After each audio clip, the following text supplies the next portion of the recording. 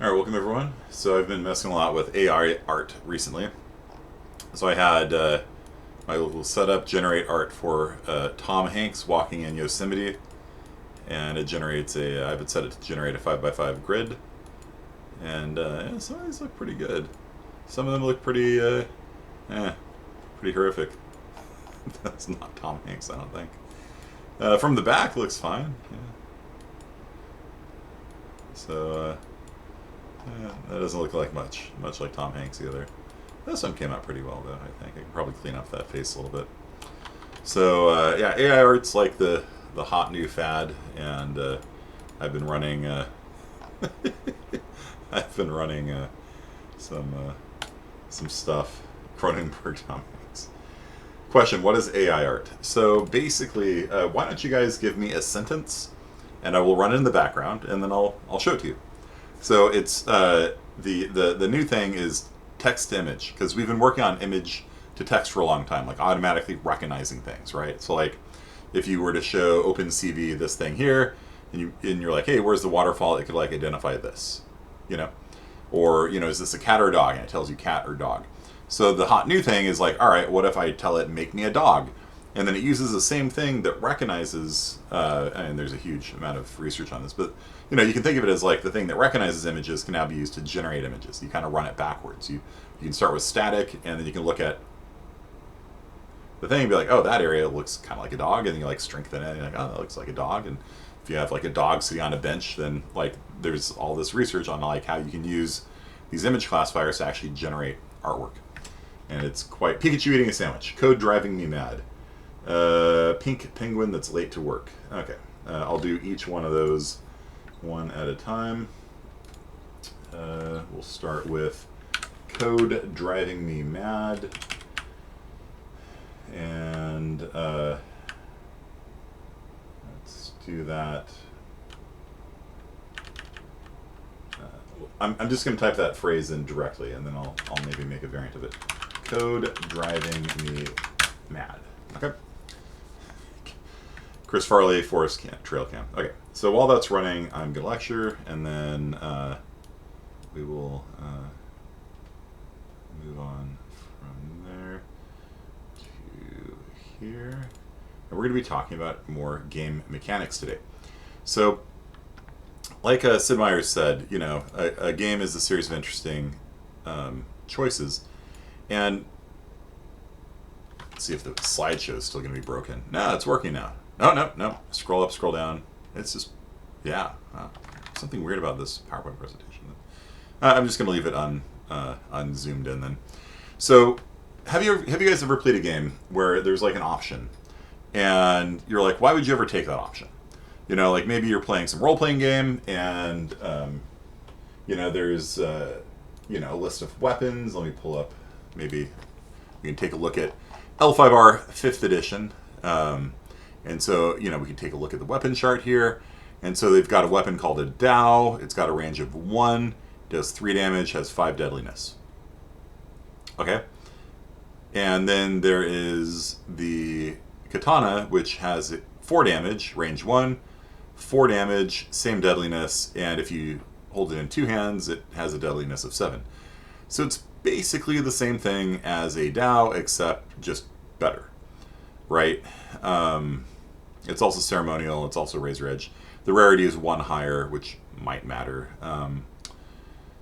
The Bakken, which is a wooden weapon, if you hold it in 2 hands, it does 5 damage.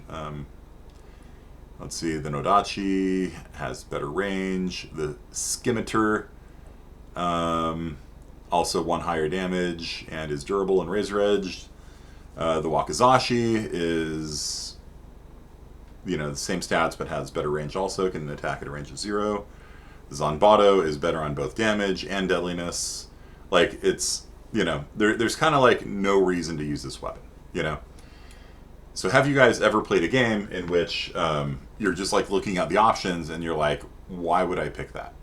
Right? Like, what's the purpose of this thing existing, right? Like, you could have a club or you can have a hammer, and they have exactly the same stats, except the hammer does an extra point of damage. So it's like, well, okay, maybe it's less rare, You know, rarity 1's pretty easy to find. You just get a branch on this. It's one boo less. A boo is like a buck or so. Like, it's not any substantial amount of money difference. So give me some examples of Disco Elysium. Yeah, Disco Elysium's a good game, right? Yeah, so give me an example of in a game where there's options and some of the options are just bad.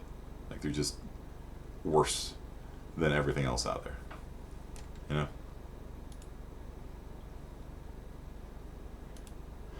Doesn't it look awesome? Your character wouldn't be caught dead wielding a hammer. That's funny.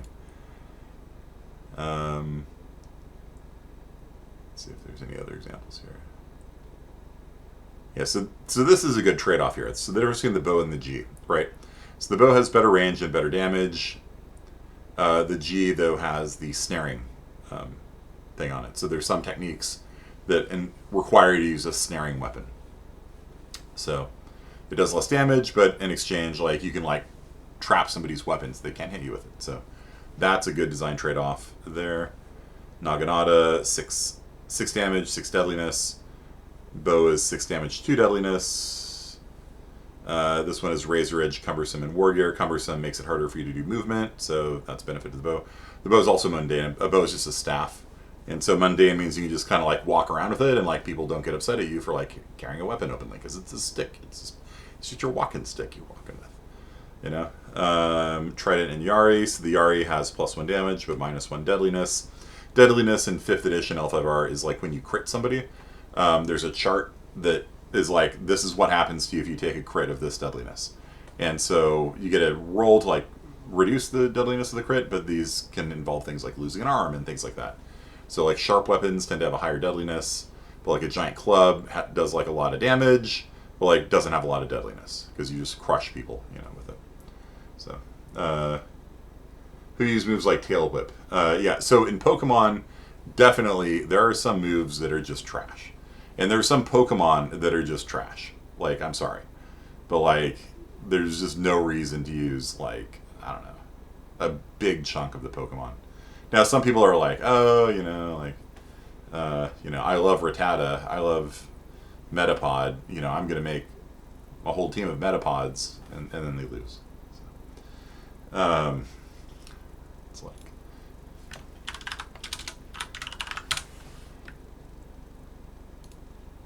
so this guy here, like, you know, that's a champion right there.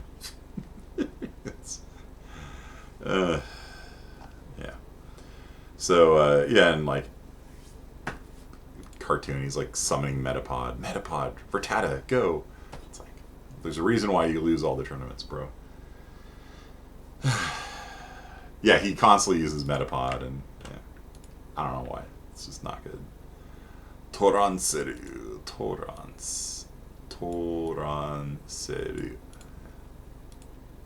know what that means. Okay. Trainer Joanne is Triple S Rattata. Yeah. Arsene is apparently bad in Persona 5. Is it? Lupin. Is he bad?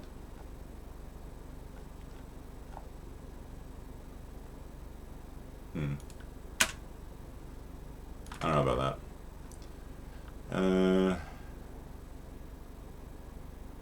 Yeah, maybe. So maybe, I don't know. Stat-wise is bad, I see. You keep Rattata in your lineup for a long time. Yeah, that's funny.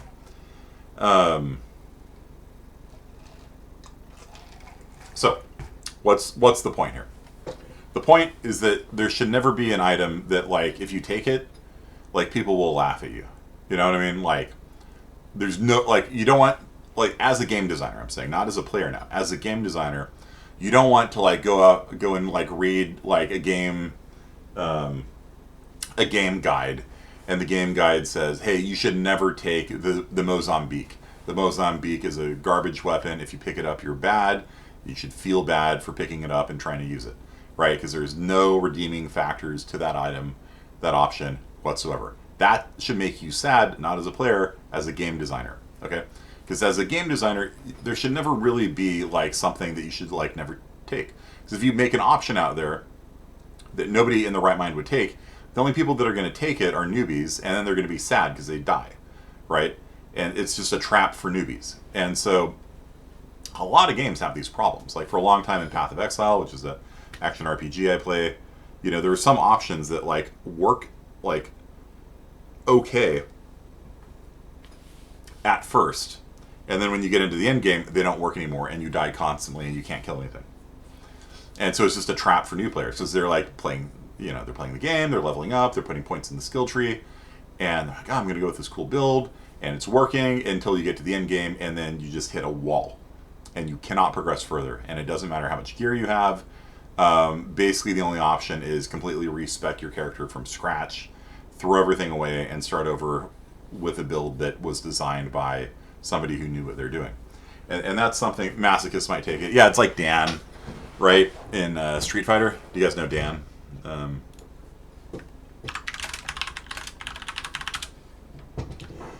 If you fuse them, yeah. Like, so this guy is kind of a meme character that he's just bad. But, like, you know, maybe he exists so that you could, like, meme on people. You know, you're like, I beat you with Dan, you know.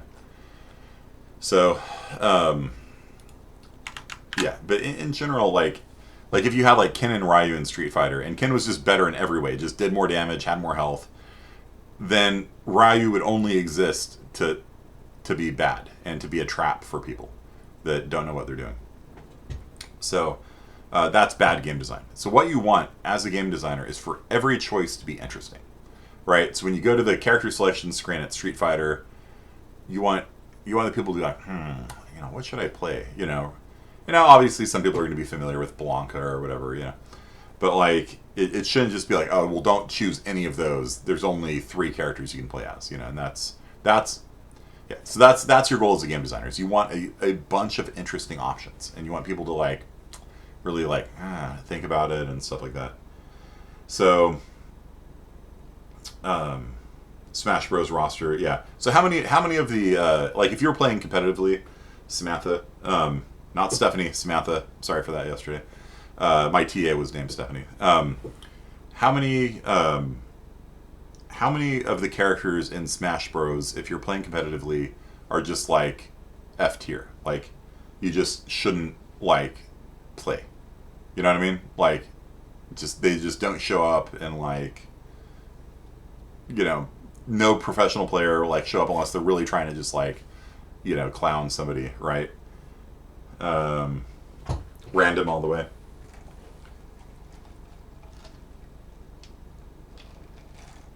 Kirby, Meta Knight. But Meta Knight's not bad, is he? Is Meta Knight bad? I thought Meta Knight.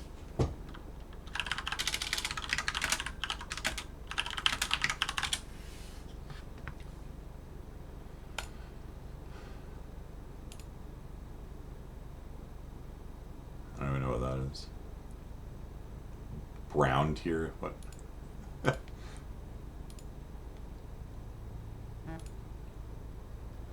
So what do you think of this tier chart? Got Jigglypuff and Kirby at the bottom.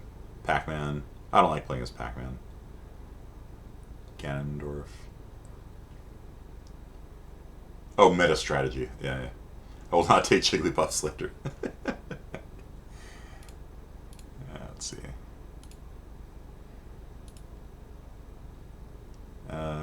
Okay. It's funny that she's at the top and the bottom. She's at the top and the bottom as well. Smash Ultimate tier list. Okay. So, yeah, the Smash Bros. Ultimate tier list. Yeah, so it should kind of make you sad as a game designer if there's, like, a trash tier, right? Because you really don't... Like, mid-tier is fine, but, like... Plant Gang Rise Up, that's funny. Low tier, not playable. Yeah. Like, you don't want there to be a not playable tier. Like, maybe, having some characters be better than others is fine. But, like, you don't want there to be, like, a not playable tier. And there should not be an SS tier. You know what I mean? Like, I don't know if this guy is joking or not. Let's see. Jigglypuff is low tier. Or no, that's Kirby. Sorry, Jigglypuff is mid tier. Kirby is low tier on this one. It's Meta Knight. Okay.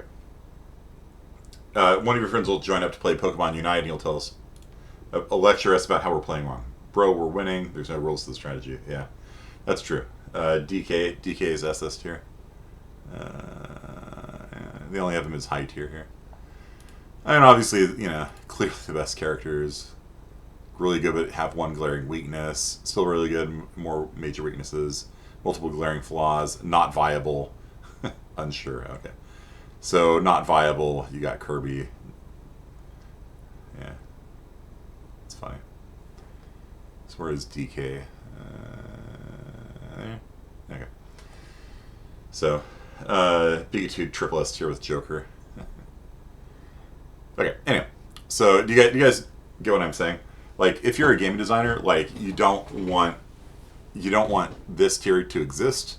You don't want this tier to exist. You know what I mean? Where, like, there's just some options you should always take, and some options you should never take. That's your main goal as a game designer, especially in competitive games, where, like, you're playing against, opponents. But even in PoE, which Path of Exile, which is a single-player game, like, you don't want it so that, like, a new player will spend 80 hours playing a character and then just reach a point where they just can't progress any further because they're stuck. They put all this time, and then they go online. They're like, "Hey, I need help with my build. I'm dying a lot," and people look at you and they're like, "Yeah, you can't make that build work. I'm sorry." That's just poor game design. Go read a guide, noob. And that's what people will will actually say. Like if you're gonna start on Path of Exile, they're like, read a guide. Like, go with somebody else's build instead of making your own. And to me, that makes me very sad, right? Because the whole point of, like, a role-playing game is to try and come up with interesting combos and interesting ideas and things like that, and try and come up with something powerful. And there's just a lot of things that, like, you don't even know from the beginning that it's trash just because there's not, like, item support for it or something like that. Like, if you went with a hybrid life energy shield build back in the day, there just weren't any items that worked well if you had both life and energy shield as a balance. Like, the game kind of was, there's stuff if you were all energy shield or all life, but nothing that really supported a hybrid build. And so you just get stuck. Okay. So that's just bad game design. So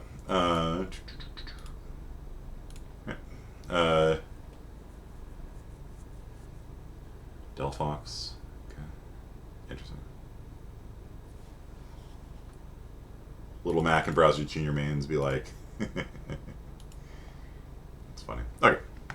So yeah, we talked about gamification a little bit. Basically, all these things we're talking about with game design, they can apply to real life too, and they can apply to, like, if you go to work for a real company and not a game company, like, you can use a lot of these tricks, these things that make things fun. Like, if you understand how things can be fun, you can make work fun. You know what I mean? Like, you can make, I don't know, being an airline pilot fun. If you fly through a cloud, you get a coin. I don't know. That sounds like a terrible idea. Pilots are like, they have some, like, AR headset on. They're like, oh, look, there's a pterodactyl over there, and they're like flying. They're playing after the pterodactyl, and the people in the back are like, oh. So, okay. So when you're making a game, you need to think about genre. And so genre is, like, what kind of game it is. And I was reading over your pitch documents, and some of you, like, left off the genre, and that's kind of it's kind of bad, because I need to know, like, what kind of game it's going to be, just so I have, like, some image in my head to begin with. And if you go mixed genre, you can say it's in multiple genres. Okay. So some of the pitch documents were good. Some of them were, like, kind of like what I was talking about last time, where you're giving me unnecessary detail. Like, I just want to know what the game's about and why it's fun. I don't need, like, 10 paragraphs or any of this kind of stuff. Just, like, what's neat about it, Multiplayer is really hard to get working right.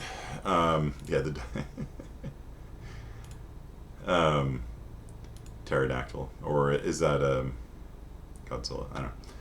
So, yeah, multiplayer is really hard to get working right. So, like, how do you have a fun multiplayer game when you've got some people that are, like, really good at a game and some people that are really bad at a game? Like, we talked last time about luck, right? You can add luck into the mix, and that tends to piss off the good players because then they start losing. You know, the more luck you put in, the more they're going to lose, the more they're going to get pissed off, right? And so, you know, like we talked about last time, Mario Kart will do things where, like, the people that are losing will get extra help, and people in the front will get things like the blue shells hitting them. If you get inked, the ink actually wears off back to front, so the person who's in the lead has ink over his screen longer. And I think maybe the lightning bolt works the same way. So you're shrunk a little bit longer than everyone else. I think it's been a while since I've looked into it. If you know, when the lightning bolt hits you and you shrink down, I think the person in the front is small a little bit longer than other people. I'm not sure about that though.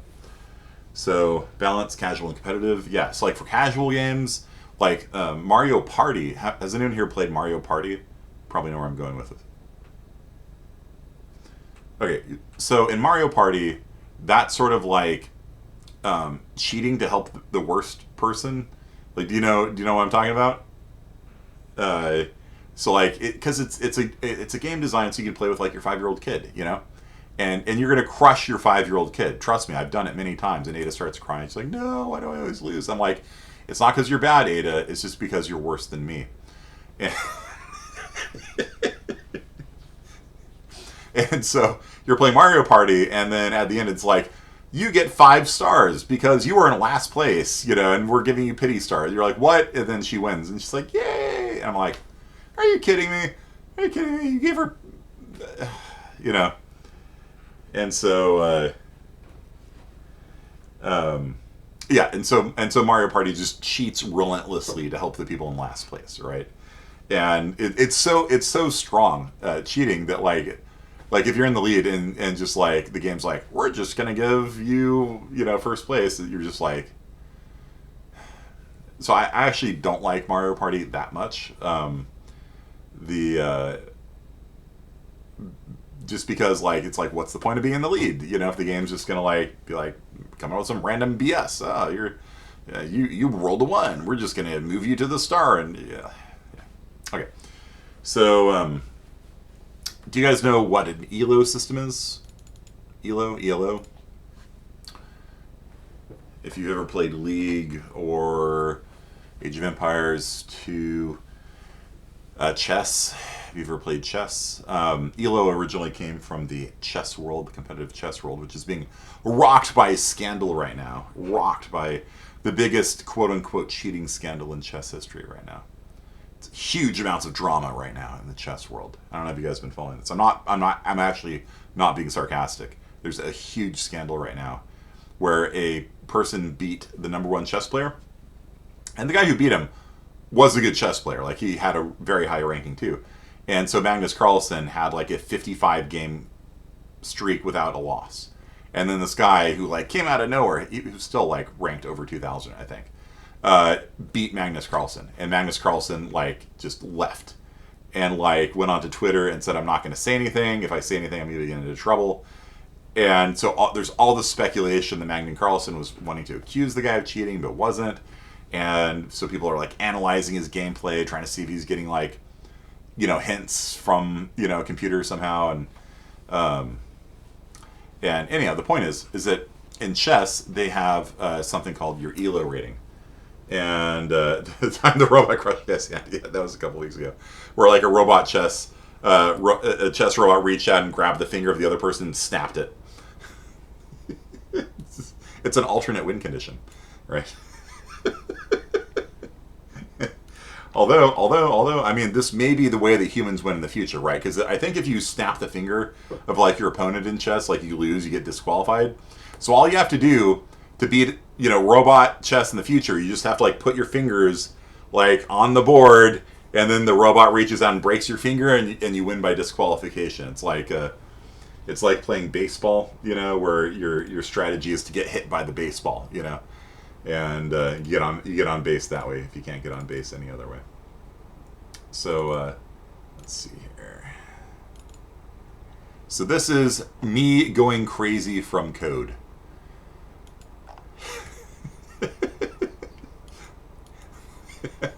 it's very bad at text, by the way.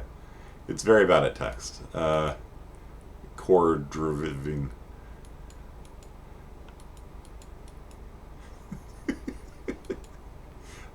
This one maybe. It's pretty bad though. Okay, this is the only one I think that that would work as code driving me crazy. Okay, out of the 25 it made. All right, let me run. What was the next one up here? Destiny Epic Arms and Armor. Pikachu eating a sandwich. Okay, now for this one I'm gonna add.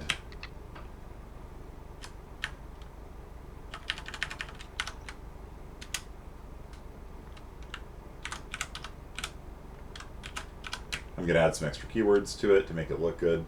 I've been playing a lot with this, and so you can say, like, do it in the style of some famous artist, and that actually tends to make it look a lot better.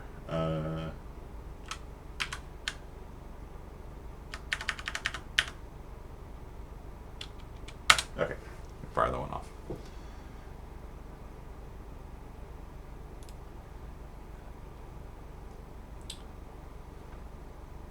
I'm going to do Pikachu. Yeah, this is quite possibly going to be horrific. Okay, so yeah, but multiplayer, it's really hard to do. So ELO is an attempt to sort of like come up with a score for like how good you are at a game. So if you've ever seen like you know, I have a 1600 rating in Age of Empires 2. That's your ELO score, right? So basically, the way that ELO works is you compare the ratings of the two players, and the relative ratio of their scores is the percentage chance they should win. And so if the person who is predicted to win wins, they actually get less points, and you steal points from the other person. So when you win, you transfer points from one person to another. So it's theoretically a zero-sum game. And so the more you win, your score goes up. But if you beat... So like if you're a highly ranked chess player and you beat a kid, you get like basically 0.0001 points. It like doesn't help. But if the kid beat the grandmaster, then the grandmaster loses like 300 points, and the kid gains like 300 points or something like that. I think there's actually a max of like 10 or 15 that it can actually move in one match, so you don't lose years of work. But in chess, top 100 players, Magnus Carlsen has a rating of 2,800. And, it hasn't changed. Interesting. Okay. Where is the guy that beat him? I think Nakamura beat Carlsen. Right, he used to be second behind Carlsen. He was number 1 in Blitz chess.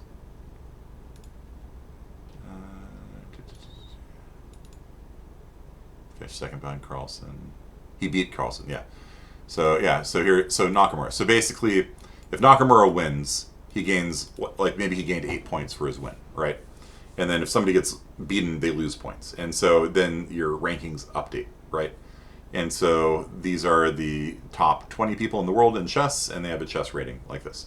Now, if you were to look at like Age of Empires, then Age of Empires 2, ELO scores. They have an ELO system in Age of Empires 2 for ranked play. If you play ranked play, then you start off. I think you come into the game at 1,000, and so it's actually not a zero-sum game because every time a new player enters the game, it creates 1,000 new points that can be passed out to people if they're terrible. And so over time, the rankings in chess have gone higher and higher and higher as more people play chess. The higher level people suck the points out of them, and then their scores kind of get inflated over the years. So basically, I think you come in at like 1,000, and then you do ranked play, and then every time you win, your score goes up. Every time you lose, your score goes down, and it's supposed to kind of like zero in on like your skill level, and then you can say like if you're average, you're around 1,000, low intermediates around 1,100, intermediate players are 1,200 to 1,400. High intermediate, advanced, experts are over 2,000, like in chess. Professionals, master tier. Okay, so you can use ELO systems, and so when you do matchmaking, what you do is you put people with similar ELO ratings together, because trust me, it's not fun when you're good at a game to be put in a game with a bunch of really terrible people, because you just sit there and raffle stomp them, you know. And I mean, it's kind of fun from like a meme perspective because like you could defeat them with like nothing but like like demolition units or things like that, where they just go up and blow up on people and stuff like that. But it's don't they talk about it in Queen's Gambit? Probably. I mean, Queen's Gambit's about chess. You can't avoid the elo system in chess. You know. So yeah, smurfing is the thing. So smurfing is when you deliberately lose a bunch to drop your elo, and then you can go and just crush people. You know, and then they'll go into a game and just like AFK, and then they'll lose like 10 games and drop their elo back down to 500, and they're like, all right, it's go time, and they just smash people. You know, and that's considered bad behavior. It's called smurfing. So. I did make realistic Smurfs, if you remember that. I was talking about that Samantha in class. Do that in Clash of Clans to constantly just steal people's resources. Yeah. But it's still not a great system, right? Because an elo doesn't really capture like if you're good or not, right? Because you can Smurf, or you can just have a bad week or something where you're just not feeling good, or if you haven't played in a while, you like if you have a 2,000 rating, you haven't played in a while, you're going to be bad. You're just going to get crushed, right? And then after you kind of get back into it, like you're playing at a 2,000 level again, and so you're going to have a bad time going down. Everyone else is going to have a bad time going back up. It's not really like a great system. Like it's okay, and like League of Legends has actually kind of moved away from elo at least a little bit. They don't show you your elo score anymore, from what I understand.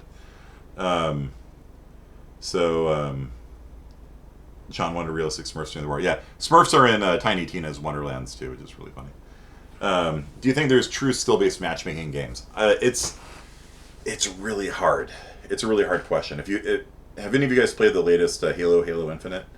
There was a massive amount of outrage over the matchmaking system in Halo Infinite, and some of the outrage was from professional streamers. And so they would be good and they'd be crushing people, and part of the fun in Halo, right, is when you put into a server and you get 11 kills and 4 deaths, and you're like, yeah, look at me, I'm badass. And so these streamers would go in there and they'd be doing great, and everyone's giving them money and stuff like that and telling them how awesome they are. But then the game goes you're good, we're putting you against other good people. And then they go into a game where everybody is as good as them and they start losing. And then everybody starts dropping out of their stream because they're just getting crushed. People are stepping on their face. You know what I mean? And they're like, but let's say you keep winning, then it just keeps ramping up the competition against you over and over again until you're in games where every fight is just people top tier skill, fighting for those elo points, and there's no break, there's no respite, there's no chance to goof around and have fun. And so they found it very draining and very exhausting to constantly be on the top of your game. You can't just talk to people when you're streaming and stuff like that. So and so how do you do skill-based matchmaking in some games? They break it down more than just elo. If you're playing Heroes of the Storm, which is a MOBA made by Blizzard, you might have a separate elo rating for different characters. You might be good at Asmodeus, but not good at Butcher or something like that. And so the game could track how good you are with different characters, so that when you get match made, it's based on the character you picked. Or if you're playing support, maybe you have an elo for support versus something else. It's really hard to do. And so the way that I actually like to handle it is, I think that the way that I handle it in multiplayer games is, for one thing, yeah, okay, you're gonna have some bad people, and that's okay. I don't actually like matchmaking that much for that reason. If people are really bad, yeah, probably they should be segregated off into their own island. Where bad people can play bad people. In Age of Empires 2, people will create these games called newbie games, noobs only, Black Forest, and it's for people that are bad at the game, and they can play Black Forest. Black Forest is a map where you are in a clearing and there's a little tunnel through the forest to other people. And so you can just build a wall there, and you can play SimCity and build up your base, and they're doing the same thing, and there's no rushing and things like that. And then when you hit Imperial Age, you got your army together, you go and attack them, and they attack you, and that's maybe an option, kind of gross level matchmaking. Like, all right, you're terrible, go over here. You're on terrible island. Okay, you're a normal island. You're like good player island. Maybe that's a way of handling it. One way that I have handled it is by having different roles, right? So let's say that you can't send the noobs away. Yeah, you were banished to Noob Island. But, the problem is there's always good players that, like, join Noob Island just so they could, like, crush them. But what happens is, like they'll hit Imperial Age in, like, 10 minutes or something, like, and all the other people are, like, still in Feudal Age. And then they'll just be like, you're not a noob. And, like, a lot of times they'll just quit. They're like, all right, fine, you win. And they just quit. And then it's very unsatisfying. So there's kind of like a social pressure that way on it. Skilled matchmaking was based off purchasing gun skins. That is hilarious. That is really funny. So like in Custom Team Fortress, the way that I handled it was by having different roles. Right, so let's say that you can't snipe worth a damn, right? Because sniping requires very precise mouse control. You have to have situational awareness, like so you don't get shot while you're like zoomed in on your sniper rifle. You have to be able to control your mouse down to like the pixel level and click on somebody's head from across the map, right? That's too hard for some people, or they just don't have a good mouse. Like I was playing with a bad mouse for a while. I was doing Overwatch when I didn't have a mouse pad and I had a terrible mouse, and that was not good. It was not fun to try to snipe. When your mouse is like, you're pushing on the mouse, you push on the mouse, then it jumps like that. You push on the mouse, you push on the mouse, and it jumps like that. It's not fun. It's really hard to snipe that way. So maybe you play a different role. So I started playing as Symmetra in Overwatch. Because Symmetra at the time, they've since fixed her, you just kind of put your mouse kind of towards an enemy and click. And a laser light leash thing kind of just comes up and just hits a bad guy in front of you. It could just be like sort of like in front of you somewhere. And then you just click and it goes whoop, like that, and it hits them. And as long as they're in front of you, you can like run around and the leash will sit there and damaging them. And after you've had it on them for like a while, it does double damage. And after you've had it on it for a while more, it does like triple damage. And so you can actually start stacking damage up on them. And all you have to really do is just kind of vaguely keep them in front of you within range. And I was like, all right, that works, because my setup right now is just not suitable for any sort of precision control. Maybe I'll play as Roadhog and you have this giant shotgun that just kind of hits everything in front of you. But I played as Symmetra. And the other thing is, like, Symmetra can build sentry guns, right? And so I don't need to aim. All I need to do is use my brain and think about where bad guys are going to be coming from, and then put sentry guns. They're like these little balls you could like attach to the wall, and then they shoot things with lasers that come through. And so you can create like a car wash effect, where like that's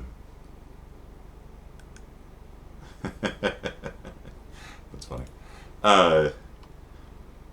You bought an extra copy so that you could protect your character when you're leveling your ult. That's really funny. So Symmetra car wash.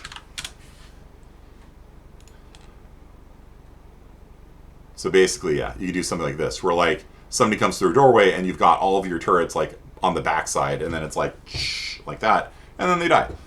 And it's yeah, there you go.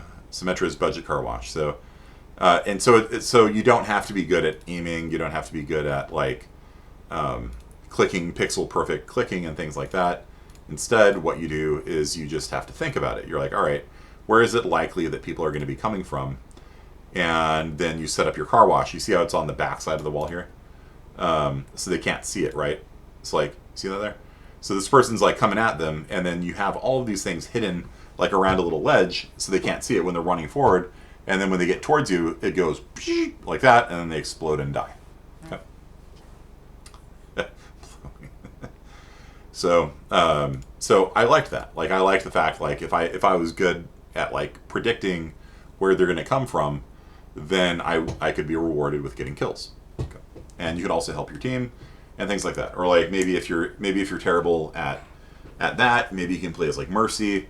Mercy's a healer, and so what you basically do is you just follow your better teammates around, and you click a button and it heals them. Like there's this little laser light beam that just follows them around. You don't have to be very precise. You just walk after them and hold down, click, and then they're healing, right? So, that's like the medic in Team Fortress 2, because Overwatch is Team Fortress, right? Like Blizzard basically took Team Fortress and made their own version of it. It's like there are elements of it that are just stolen like in a good way, from Team Fortress. And there's elements of it that were stolen from my game as well. I would argue, or in a good way. You know, there's some things that are like exactly the way that I added them into custom Team Fortress, and they're in Overwatch, so it's cool. I like it. All right, it's. I mean, you know, you can call it theft, but it's like, you know, like everybody borrows from everybody else. You know what I mean? So, like Overwatch took the hover boots from my game. So basically, if you hold down jump, you hover in place. There's a fuel meter that goes down. That was basically implemented line for line in Pharah in Overwatch, and that was exactly how it was in Custom Team Fortress. I don't have any evidence they played Custom Team Fortress, but it's exactly the same as it was in my game. But I took it from, what was it, Majora's Mask, or what was it? Which one was it?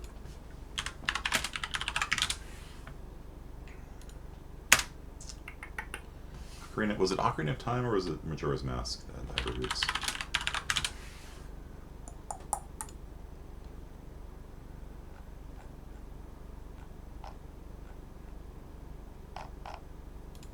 Ocarina of Time. Okay. Yeah. So in Ocarina of Time, you walk off a ledge and the hover boots activate automatically. And I implemented that originally.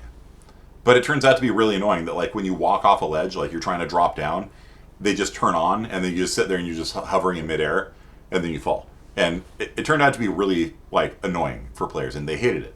So I made it so that instead of it activating automatically, like in Ocarina of Time, I made it so you have to hold down jump. And when you're in the air, you can sit there and cruise forward, and then and people loved it because it gave them control. It gave them aerial control, which is something that people always want in a multiplayer game, right? A competitive first-person shooter. So you could fly through the air, you could rocket jump, fly through the air, then hold down jump and skid forwards, and then land on, you know, a platform and things like that. And they became a very popular item for people to use. And then they're in Overwatch, right? But it wasn't my idea. I took it from Zelda 64. I just modified it so that it would work good in a multiplayer game. Yeah. Difficulty curve, we talked about that last time. Balance.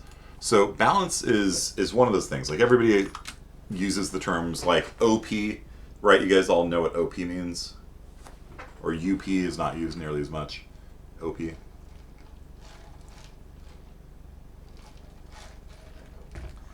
So Samantha, when somebody says that something is OP, they mean it's overpowered.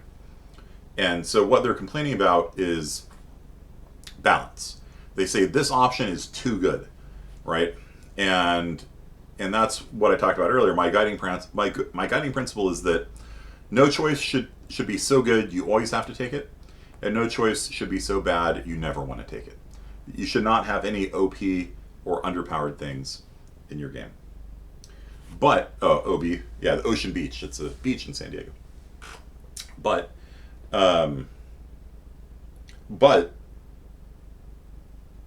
there's also kind of this myth the game should be like perfectly balanced, right? Like, if you're making StarCraft, you know, there should be exactly equal win rates between, like, the Terrans and the Protoss and the Zerg. And I don't find that actually to be good, right? A coin toss is perfectly balanced, and it is a very, very boring game to play. The original Warcraft had the humans and orcs, and they were exactly the same, except for, I think, their wizard unit had, like, one different spell. Like, one summoned a water elemental, one summoned a demon, and that was basically the same thing. I think they one of them had blizzard and the other one had some other spell. That one spell was the only difference between humans and orcs. Everything else was just skin. It was just a cosmetic difference. You had a human foot soldier, you had an orc foot soldier. They were exactly the same. And that's boring. Sure, it's easy to balance. You know, it's easy to balance, but it's boring, right? And so it's much more interesting when you've got, you know, very different options, right? Another way people balancing things is, like I told you last time, in Age of Conan, they just made all of the options give you this much power. So you level up. Oh, I get a new special ability. Ooh, look, I can take either an ability that makes me do 1% more damage or take 1% less damage. No, it's not fun. It's not fun. It's balanced maybe, but it's not fun. And so there's kind of this dynamic tension between balance and fun. Fun involves having cool options, right? All things perfectly balanced as all things should be. Yeah, you don't actually want perfect balance like Thanos says, right? Because it's boring. It's not interesting. Like you have no interesting choices. If all choices are perfectly balanced against each other, then it's not a choice. You know what I mean? Like, like are you going to pick the white options in roulette or the black options in roulette? It doesn't matter. You know what I mean? Like, you guys know roulette? Like you.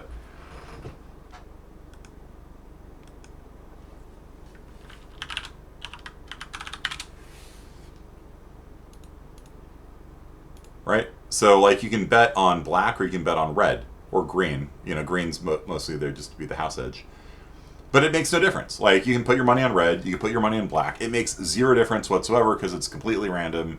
And unless you've got some sort of, like, cheating going on, are you going to put your money on 12 or 28 or 35? It doesn't matter. Nothing matters. None of the choices in roulette matter. It is a very, very, very, very boring game. It's even more boring than, like, craps or something like that, where at least there's some game state that changes between the dice rolls.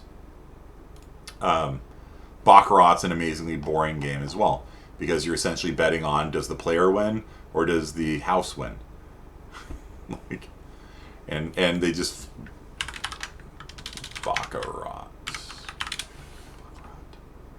It's just an amazingly boring game, and nothing matters at all. This is very boring choices. Like, there's just no choices that are good. So let me, from a game design perspective, how do you consider aesthetics when you create options that are similar or worse? I think aesthetics. Maybe the word I would use is like, for the armor, yeah. And so right, like, so people had like a big attachment to like the tier 1 armor, the tier 2 armor in WoW. And so yeah, in WoW they added the ability to apply the cosmetics of one armor to another. In a competitive environment, I actually don't like that, because part of the information in the game is being able to look at the other player and tell what they have on, right? Like, if you're doing PvP, then I need to know, are you wearing like the shadow armor that boosts your shadow damage, or are you doing the healing armor that boosts your healing, or something like that? You know what I mean? So like, there's actually like some issues with like cosmetics, like hiding information that I don't really like. In that, I do like, however, the notion of theme, and themes tying in with balance. So I like games that are really thematic, and one game that we'll talk about in a second is called Dune. It's based on the book, and all of the different factions in Dune, the board game, are it makes between PvP and RP, yeah, because for RP, like, who cares? Like, you're just wearing your armor set, right? But like, if you're in PvP, like, if somebody had, like, if I, like, when I was doing PvP in WoW, like, if I saw somebody had the big lava axe, which was like one of the first epic items in the game.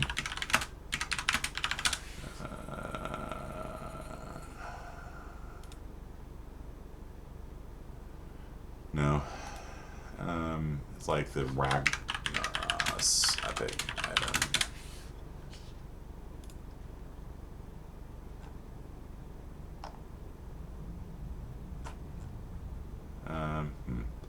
Yeah, but I mean, basically, when I was running around in PvP, if I saw a guy running around with that item, I'm like, oh dang, I don't want to get stabbed by him.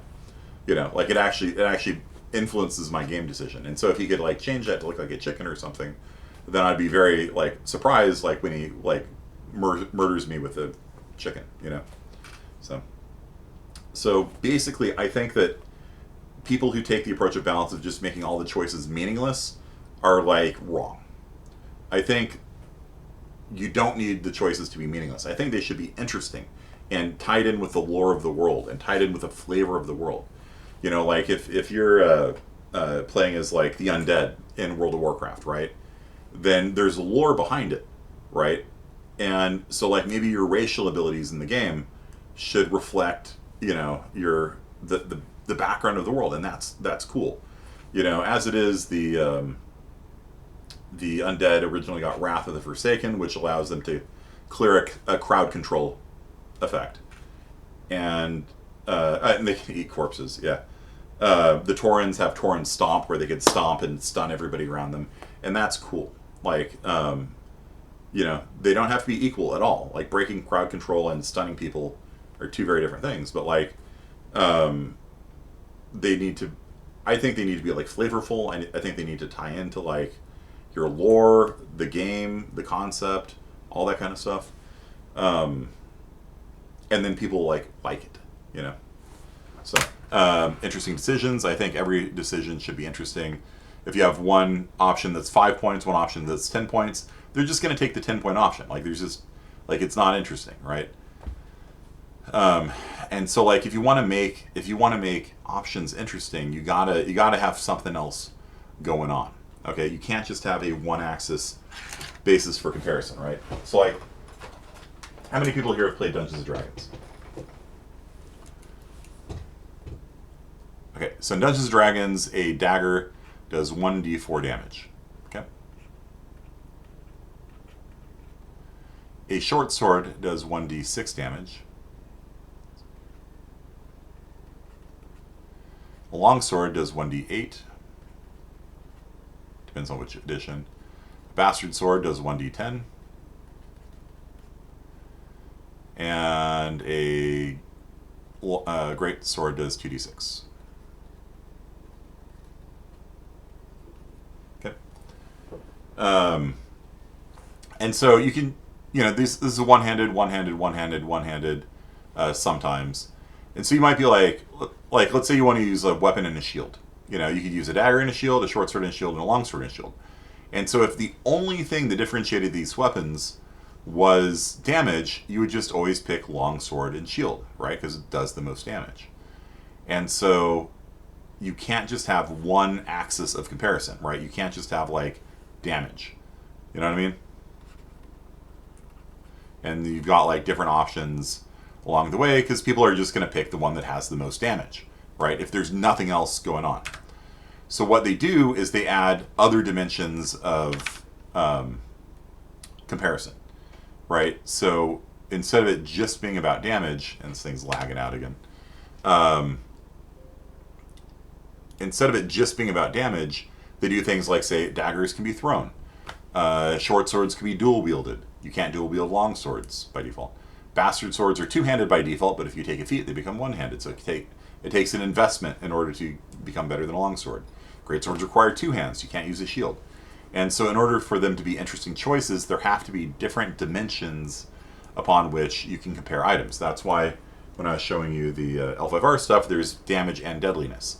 So one might have higher damage, one might have higher deadliness, and then they also have other factors like it's mundane, so you can walk around town with it. Razor Edge, which inflicts bleeding on a crit.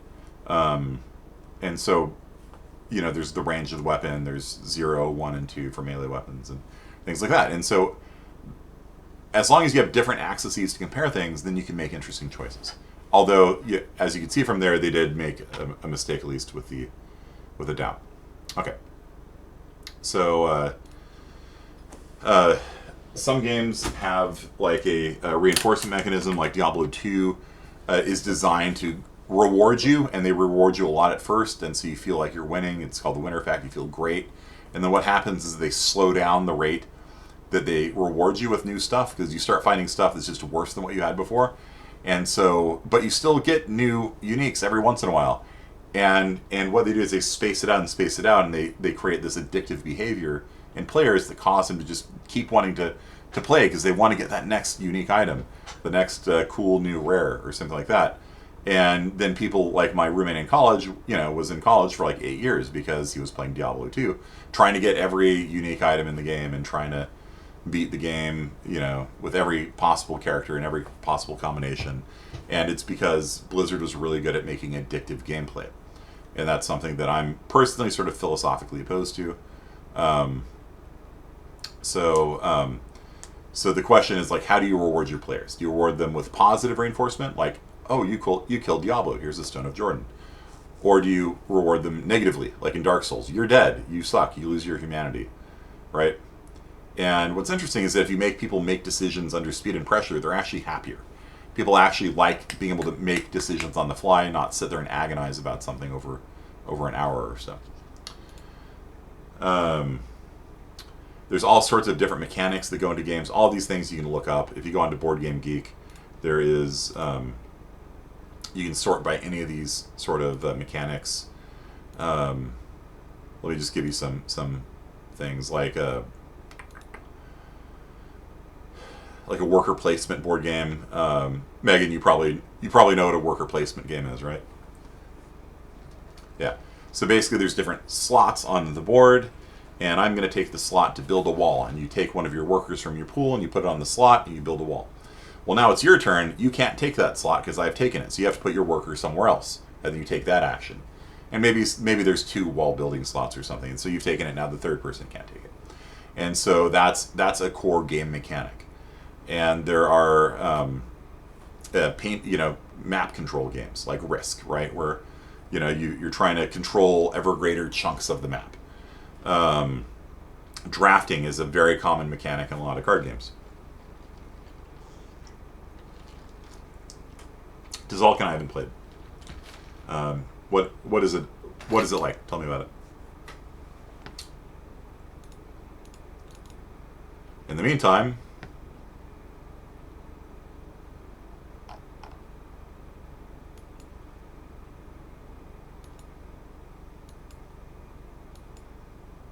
came out surprisingly well. That's a little horrifying.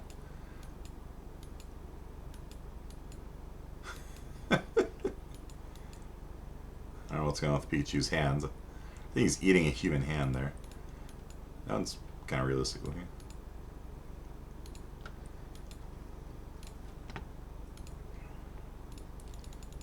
And then what was the next one?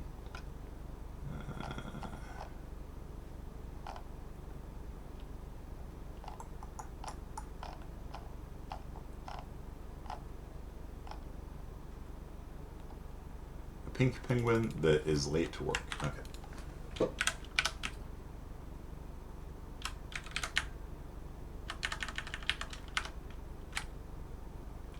Alright, starting that one off.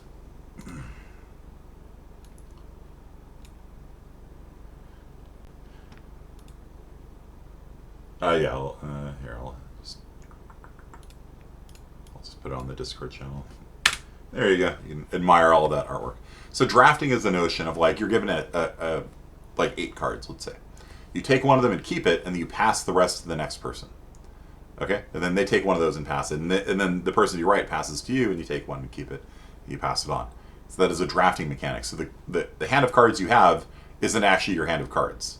You get one of those, and then so that's interesting because like you have to not only think about what you want and what you need, but you might want to take things that are going to block somebody else that might need it. So like if you look at what they've taken, if it's got information available, like if they've taken 2 sashimis in Sushi Go and they need a 3rd sashimi to win 10 points, you might actually just take a sashimi to keep them from getting their 3rd sashimi, right? So you can anti-play against people and stuff like that. So drafting is a mechanic that's used in a lot of games. It's very interesting.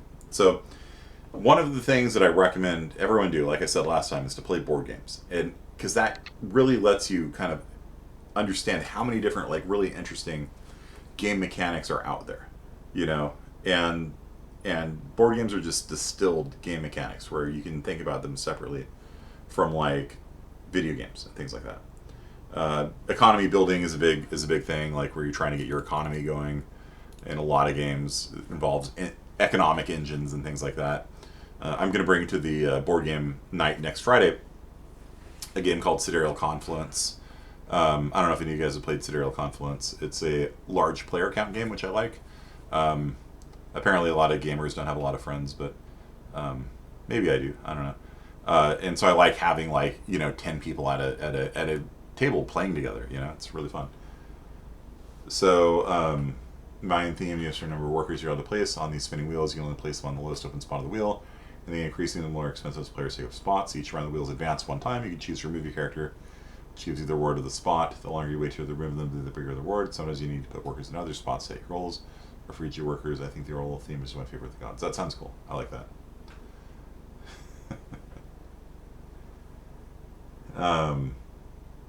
Yeah, the AI art doesn't do faces very well. It doesn't do hands very well, and it creates very um, creepy kind of stuff sometimes. Okay, so what we're going to talk about today is we're gonna really dig into one game. Your assignment for the weekend is to play a board game. Okay, so if you don't have any friends, on make friends with people on Discord and play with them. Okay, and what you're going to do is you're going to fill out a game analysis form. Okay, so you've got to play the game for at least an hour, and then you fill out this form here. And the last year I gave this out, and a student filled it out within like 10 minutes, and I'm like, I know you didn't play the game for an hour because it's 3:10, and I gave it to you guys at 3. You know what I mean? So, like, I legitimately want you guys to play a game for an hour. Like, this is, like, I don't know. It's game development. Like, it's fun, right? Like, have some fun. So I want you to get a group of people together. It could be your family. It could be people on Discord. And you are going to play a board game. Okay? But you're not just playing it to have fun, although I hope you have fun. You're playing it to analyze it, to really sit there and think about it with like your academic brain turned on. Okay? And I don't want you to play like a game for normies. Okay, so like no Risk, no Monopoly, no Uno, no Connect Four, nothing like that. Okay, I want you to actually play a real board game. If I can be a little bit elitist about it, Catan is probably the least complicated that I think would be acceptable for this. Okay, what's real considered as Catan and up, right? So no like Game of Life, Monopoly, chess, checkers, Uno, like those kinds of family games. Exploding Kittens, I'll allow it, I guess. It's pretty basic as well, though. You have none of those. It's okay. There are board game sites online that you can play, and I'm going to show you one in a second. So basically, what you're going to do is you're going to fill out the game analysis form. You're going to type in your name, your ID, the people you played with. If it's your family, if it's your friends, people in the class, whatever. The name of the game you played, obviously. How long did you play it for? It's a minimum of 60 minutes. This class has some of the toughest homework you will ever experience at Clovis Community College. We make you play games. It's rough. Please don't drop. Please don't drop. I'm making you play games. So, Dice Forge. Yeah. That's a good one. Sudoku does not count as a board game. Yeah, that's a puzzle game. So I want you to actually play a multiplayer board game. Sudoku is also single player, right? So you can play Catan online. Yeah, and I'm going to show you places where you can play games online as well. So play this an hour. How many players did you play with? You need at least 2, I guess. And then you're going to sit there and you're going to break it down by the elements of game design. So the first question is just a big, high-level question, like how much fun did you have with it, right? And it goes from 1 to 5. 1's not fun, 5 is very fun. Is it a cooperative or competitive game, right? And so at the last board game night I had, we played basically all cooperative games. So we played like Pandemic Legacy, technically. We played Reckoners. We played Spirit Island, which is like anti-Catan. And all of those games are cooperative. So all the players win together or they lose together. Okay? And then a competitive game, like we did play one competitive game. We played a game called Nuclear War. And basically you kind of like nuke people. You're like, I kill 5 million of your people. And you spin a die, and this really janky little like spinner thing. And it's like, Gamma Burst. It kills an extra 10 million people. And they're like, and then they have to like discard 15 million people. It's a really silly competitive game, but it's a competitive game. Okay. Can you play Ticket to Ride? Yeah, okay. D&D does not count. I'm looking for a board game. Okay. Because you can just sit there and just talk, right? I'm looking actually, I'm wanting you guys to like get into like board game mechanics, like the mechanics of being fun, because game design is one of the things we teach in this class. So you don't know any other board games? Ticket to Ride is a very easy to learn entry level game. I don't like it very much, which is why you saw my hesitation there.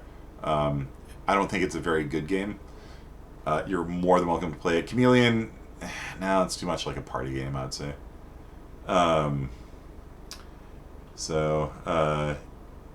Do card games count as board games? No, I'm looking for a board game, like you set out a board. And there's online websites, and I'll show you in a second. Okay, so cooperative or competitive, how much luck or strategy is it? Again, some games like might have a little bit of luck.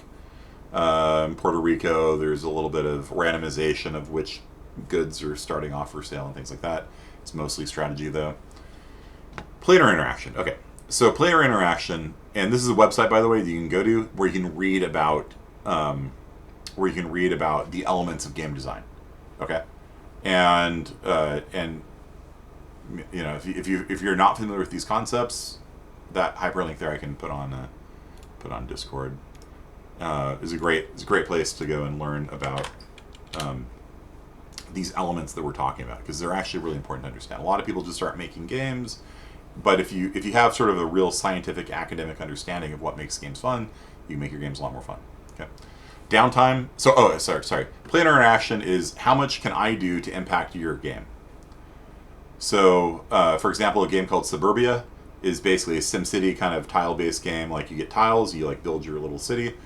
But basically, each person is just kind of like building their own city. Like there's just in the core game without any of the expansions. Like basically, the only interaction you have is that there's like a list of tiles for sale, and if you buy a tile, then other people can't buy it. That's it. So it's got very low player interaction. A very high player interaction game would be something like chess, where every move you make is impacting the other player. And then there's games like Horror House on Haunted Hill, where like everyone's kind of working together, and then one of the person's the betrayer, and then all of a sudden the player interaction goes up. So I put that in the middle somewhere. Okay.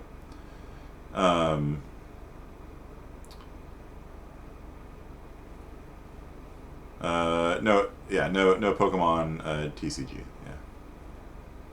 Yeah. Okay. So downtime. How long in the game, like how long are you just sitting there waiting for your turn to come up?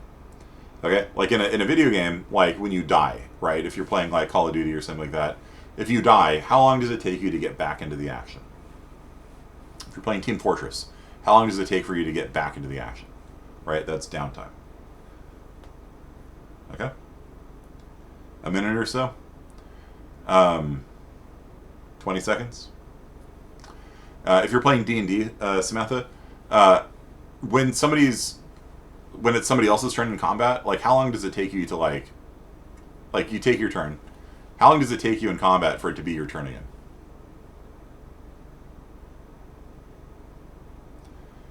It kind of depends on your group. Like whenever I DM, whenever I'm the dungeon master, like if somebody's like fumbling around with their rule book, I'm just like, I'll come back to you. You can look up Fireball later, or whatever. Like 2 minutes, yeah. Sometimes it takes an hour, right? So if you're doing like high level Dungeons and Dragons, like I'll just be like, all right, I'm casting Disintegrate. I hit, take 72 damage, next. And then I set my timer, and it takes an hour to come around the table and have it be my turn again. That's a lot of downtime, okay? So basically, the lower the downtime, the better in a game, okay?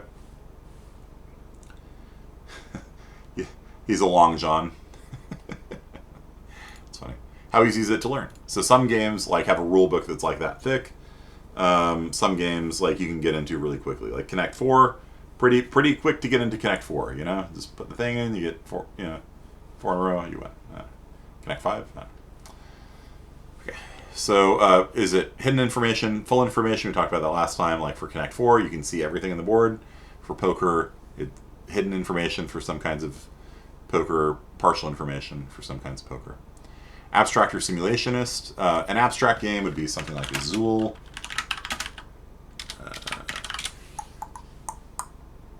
Where you're making like a stained glass window or something like that, I guess, but you're not really. You're not actually making a stained glass window.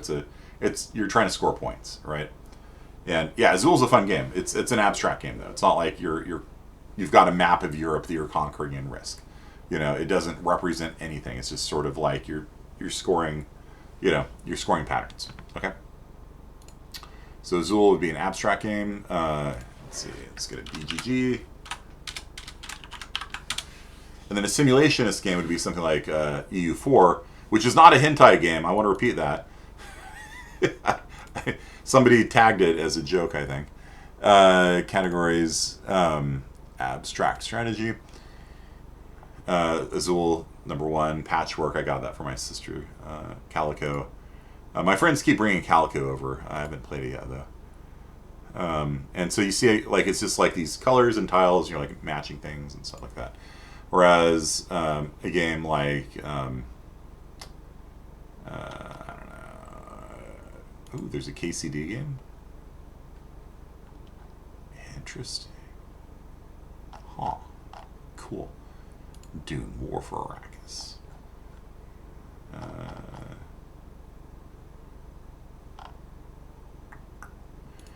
There are games where like it's trying to actually simulate like things. Like here you got Arc Novas, like you're trying to build a zoo, right? And so like you're trying to build it out. Okay, so that's abstract versus simulationist. Lower high skill cap. How long does it take you to master the game? Okay. Clue? No, it's still too much of a family game. Mysterium is a fun game. Yeah, you don't have to own these games, by the way. I'm not actually expecting you to go to the Crazy Squirrel and buy the game. Like I said, there's places online where you play. High or low skill cap. So how quickly can you master the game? Like tic-tac-toe has a low skill cap, right?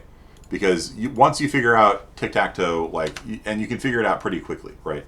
Whereas there are some games like chess where like the more and more time you devote to it, the better and better you get. Like there's no cap on how good you can get. A game like Mario Party has a low skill cap, right? Because it doesn't really matter how good you get. Like at a certain point, the game's just gonna start pulling out some random BS and just awarding stars to people for no reason whatsoever. So that's cool. You had a board game themed wedding. That's awesome. My wife and I, to decide if she would take my last name or not, we played a game. So we played a in miniatures combat. We invited all of our friends up to Fresno, and we had a 5v5 giant miniatures battle. And she won, so she kept her last name. True story. It's high stakes D&D right there. It was a D&D miniatures battle. So, true story. Okay, so in general, people think high skill cap games are better. Low skill cap games are okay for kids, right? Where like you can figure out a game pretty quickly and be good at it pretty quickly. Those are fine for kids. So, how well does it handle players of different skill levels? Again, this is a problem with a lot of online competitive multiplayer games, is that they just don't. Like if you get partnered with somebody that's really good at Halo and you're not, you'll be tossed into a matchmaking system that will step on your face repeatedly, right? And so a game like Suburbia, where like there's no player interaction, it actually handles the people different player levels pretty well, because you're just like doing your thing, you're like building your city, and at the end of it you're like, oh, I lost, whatever, I got 30 points, you got 50. But sometimes like if somebody's bad, like it actually screws up the game. Like Seven Wonders is a game where it's a drafting game. You pick a card and pass it on, and if somebody doesn't know what they're doing, they might pass on good cards to the next person, and so you always want to be sitting downstream from the bad player, because like, oh, they left that behind, thank you very much, and then you win, right? And then the other people get mad that you won because you're sitting behind Bob, and Bob sucks, right? And so some games just don't handle different skill levels very well,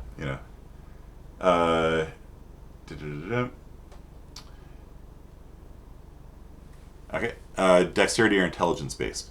So a dexterity game, there's like these flicking games where you like flick a thing and like you hit things. Video games, a lot of video games are dexterity based. They, like you have to have twitch reflexes. You have to have your high APM. You've got to be able to,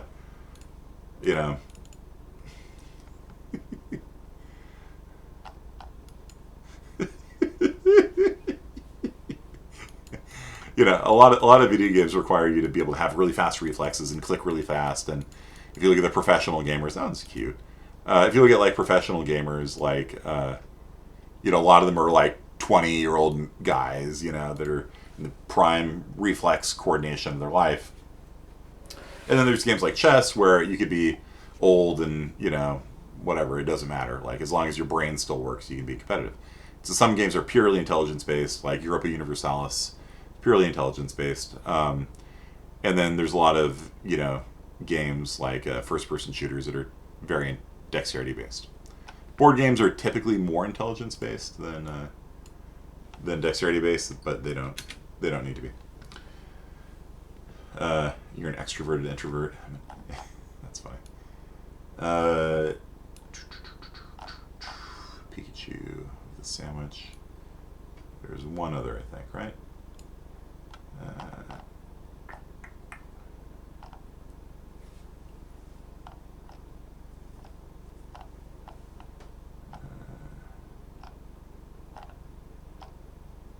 What was the other one?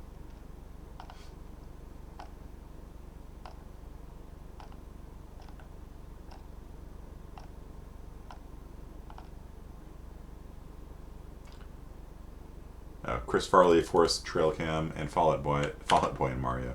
That's fine. I'll do Chris Farley.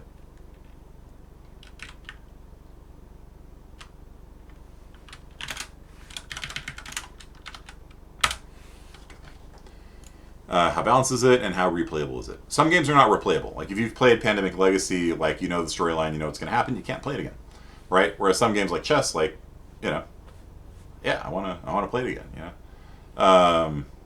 Some games like tic tac toe, you don't want to play again. Like all right, I'm good. So replayability both involves like variance and things like that, and then like also like just if you're excited to play it again. Chris Farley's Trail Cam. Yeah, that's what I'm running now. Okay, so that is what you're gonna have to do for the weekend, and you basically, I would recommend like working on your game a little bit over the weekend, but just have fun. It's gonna be a chill weekend. You got 4 or 5 days just to play a game for an hour. So I'm gonna show you now like where you can go to find board games online. So Dune board game online. No.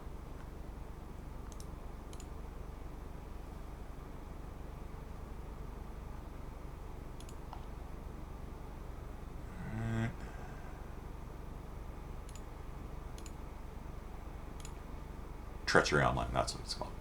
Yeah. So let's have everybody join in on this. I'm gonna create a board game, and there's other places like this that I'll post on Discord where you can like play online. So if you have no friends in real life or whatever that want to play with you, just find somebody in the class, be like, hey, who wants to play a board game with me? And then you just play a board game together for an hour. And there's plenty of places like this. So I'm going to create a game, and the game password is going to be IS50. Okay? So I'm going to create the game. And let's see. How do we get you to join? Configure the game, wait for players to join, start the game when ready. Host will participate in the game.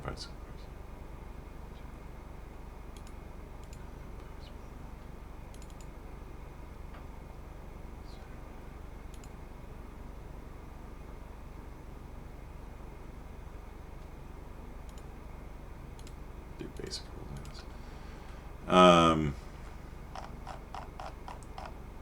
Where do we get the link to join?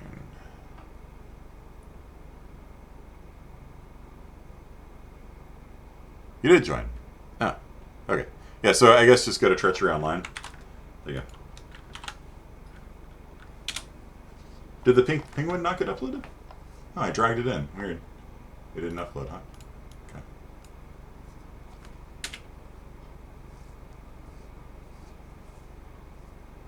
Whoa there. Discord is blocking the pink penguins as a explicit image. What the heck? What about this is explicit? I Discord is blocking this. That is too funny.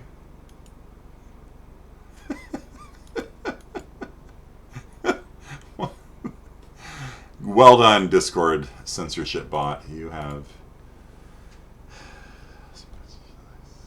seriously. Is Cyberpunk worth buying? I think it is. I enjoyed playing Cyberpunk. It's not great, but like, you know. Okay, so let's get everyone in. 1, 2, 3, 4, 5, 6, 7, 8, 9. I might need to open up 10 slots. Okay. Let's do basic rules, I guess.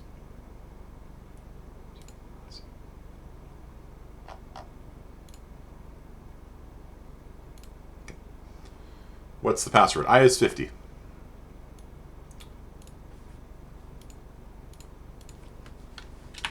Howdy. So while you guys are joining in, you should be able to see Bill's game, and then there you go. We got right now 1, 2, 3, 4, 5 people in. Everyone join in. I'm going to explain to you why Dune is an amazing board game. I think it's actually one of the best board games of all time. In fact, I've played a lot of board games too. Maybe not as many as Megan has, but I've played a lot. And I think Dune is honestly one of the best board games ever made. It was made in the 70s, which is quite wild if you think about it. Board game design has come quite a long way since the 70s, and the fact that this game was made back then is mind-blowing. And they re-released it, right? So it's been out of print for like forever, and so Gale Force 9, the people who made the spell cards for D&D of all people, they were huge Dune board game fans. That they approached the original people, got the rights to it, and then re-released it. I love Dune. It is a good movie. Yeah. As in the book, the movie. Yeah. So this one's based on the book. The other Dune board games that have come out recently are based on the movie. So you have like the character, like the actors on the board game cover and stuff like that. So you fell asleep halfway through Dune. Okay, so why is this a great board game? Okay, so is everyone in? 1, 2, 3, 4, 5, 6. Somebody dropped, I think. So what makes everybody join in? If you can't join in, let me know. If you're not going to join in, let me know also, and I'm not going to wait for you. So what makes Dune an incredible board game is that each one of these factions is broken. Okay, not just like they're powerful, but each one of the factions in the game, and there's 10 right now, are not just powerful. They're not just overpowerful. They're completely broken in power. Okay. So, this is what I was talking about when it comes to game balance. Like, some people try to make their games balanced by making everybody the same, which is boring, or making all of your faction abilities like super minor and, you know, just like little technical differences between them. No. In Dune, every faction is very, very different, and they're all brokenly powerful. And they're not equal in terms of like win rate at all. But at the same time, like, you never feel bad about getting any of the factions because each of the factions is brokenly powerful. So, you know, the Atreides, there's an auction in the game where you auction off like weapons and armor and things like that, and they're all auctioned face down. Atreides can look at them. So it's completely unfair. They know it's being auctioned. Nobody else does. So how would you bid on something if you're like somebody else? How much do you know how to bid on something? You don't know. It could be a worthless card. You know, the Atreides player knows. It's just completely unfair. And so people can actually pay the Atreides like, hey, here's $1, you know, tell me what that card is. And they'll slide it over to you. They don't have to, but they can. Because you can just bribe people like, hey, if I give you $1, would you let me see what the card is? Sure. You know, and Harkonnen, they get... everybody in the game gets one trader, where if you go up against that general, you automatically win, which is completely unfair. Combat is incredibly impactful in this game, so each faction gets one trader, and somewhere, you don't even know, it could even be, you know, from like one country, you know, and there's 5 generals per country, so it might not ever come up. Harkonnen get 4. So when you up against the Harkonnen, there's a pretty good chance that they're just going to flip the trader card and kill your entire army and win automatically without taking any losses, and then they could do it again 3 more times. The Fremen, They get babies. They have the power of making babies. They get tons and tons. Like you kill them, they just come back, and you can put people on the planet for free. Everybody else has to pay the bus drivers. These orange people. Everybody else, when you bring soldiers to the planet, you have to pay the bus drivers to get your guys there. And the bus drivers are very broken because they get rich. Because the more armies that come onto the planet, the more money they make. The money doesn't get paid to the bank; it gets paid to them. And so they're just sitting on this pile of gold, and money in this game, the spice, the money in the game, is incredibly important. And the guild just ends up like the more people are fighting, the more money they have. And the Fremen just bypass that entire system. They just get free people for free. And they can put them anywhere on the map, and everybody else can move 1 square. The Fremen can move 2. The Emperor is also like the trading guild. They get infinite money, because every time you do this auction to get weapons and armor and things like that, which are incredibly powerful at winning the game, that doesn't get paid to the bank. That gets paid to the Emperor. And so the Emperor and the trading guild end up with like 40 spice, and the Fremen have like 0. And the Harkonnen are like, please, somebody give me money. I want to win. It's ridiculous. The Bene Gesserit can tell you, hey, you have to play that weapon, or hey, you can't play that weapon. And so if you know somebody has a weapon, you can just tell them not to play it, and they can't play it. It's completely broken. Or even better, like if you've got a poison, and they know you've got a poison, and they've got a poison defense, you can just tell them, hey, you can't play the poison defense. And then you get to murder their general every time. Every time, and there's nothing you can do about it. It's just completely broken, Every time somebody ships people to the planet, the Bene Gesserit get a free person that just rides along. And why is the game that way? Because that's how it is in the books. In the books, the Bene Gesserit are advisors. They travel with everybody. So every time a new ship lands on the planet, a Bene Gesserit just steps off. And it's like, hey, I'm here. How you guys doing? And it's very flavorful. Everything is tied in with the lore of the books. And there are rules in the game, like a lasgun and a shield cause a nuclear explosion. Why? Because that's how it is in the books. And so if you've got a shield, the Bene Gesserit and the Bene Gesserit know that you've got a lasgun, they can provoke a fight with you, say, you have to play your lasgun, and you sacrifice your one person. So they might have an army of like 20 people, you have an army of 1 person, and you're like, hey, play your lasgun. You don't have any choice in the matter. You play your shield, it explodes, it wipes out 20 of their guys, it wipes out 1 of yours. It's completely broken. Okay. So we got 1, 2, 3, 4, 5, 6, 7 people. So of the remaining people, the Ixians, the Chom are probably the easiest. I'm going to turn these 3 factions off. Okay. Do I not have enough? 1, 2, 3, 4, 5, 6, 7. 1, 2, 3, 4, 5, 6, 7. Can't start.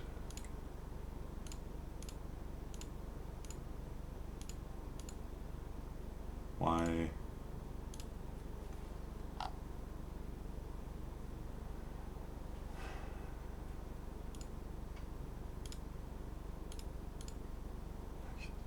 Have you guys picked factions or something?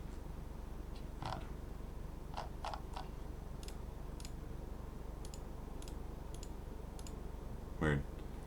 Alright. 1, 2, 3, 4, 5, 6, 7, 8 people. Okay. So I'm going to turn off the Tlaxu, and I'm going to turn off Richesse. Yeah, that'll work. Okay, start the game. Alright, so here we go. So I am playing as the Emperor, of course. You can, there's not going to be any empty seats then. Okay. So this is normally a 6-player game max, and we've got 8 people. So it's going to be kind of crazy. Okay, so anybody want to trade factions? No, whatever. Okay, so now, the Bene Gesserit have the ability to predict who wins the game. If you can predict the player that wins the game and the turn that they win on, there's 10 turns in the game max. If you can predict who wins the game on what turn, you win the game instead. What? Yeah. It's completely broken. It's completely and totally broken. And it's amazing. It is incredible game design. Why? Because the Bene Gesserit might very well ally with you, right? Like if they say, hey, Samantha's going to win on turn 5, right? They don't tell anyone. This is a secret prediction, right? This is a secret prediction. So they might ally with you and like help you conquer the cities. and then arrange things just right so that you win on turn 5. And then you flip the thing, you're like, psych, I win. You know? Or, you attack them in a gesture and they leave the city. Here you go. And you're like,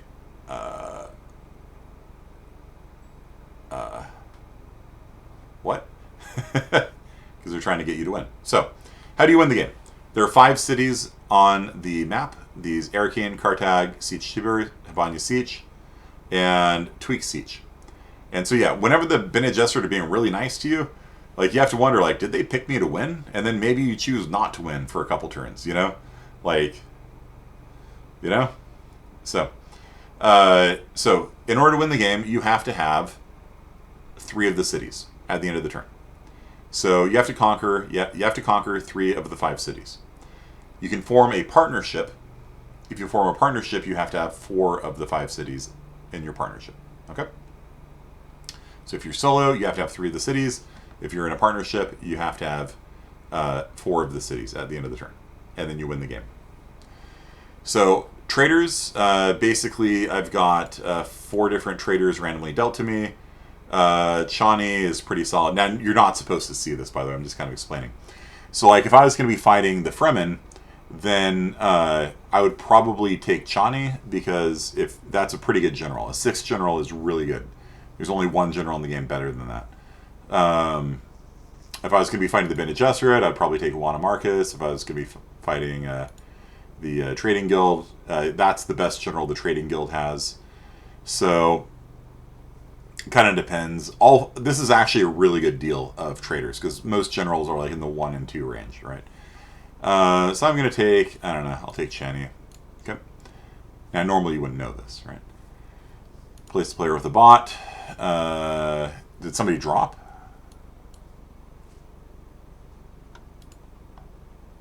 So what do the numbers mean? The numbers mean how many army units they're worth.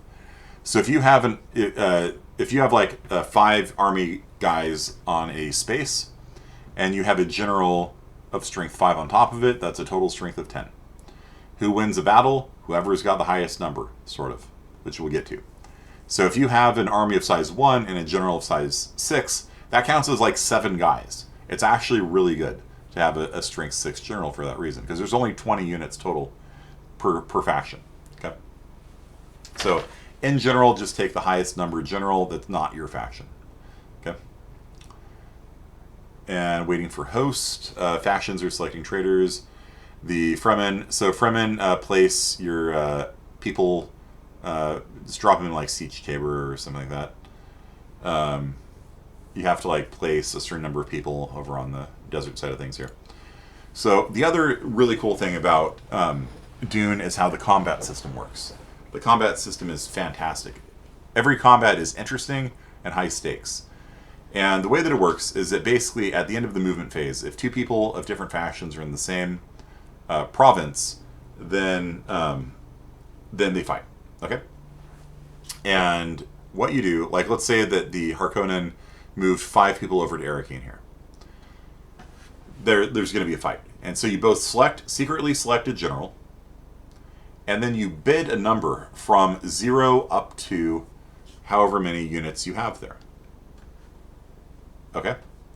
And that's how many people you're going to lose. So the Atreides could bid anywhere from 0 to 10. And whatever number they bid is how many soldiers they have that are going to die. Okay? Which is weird.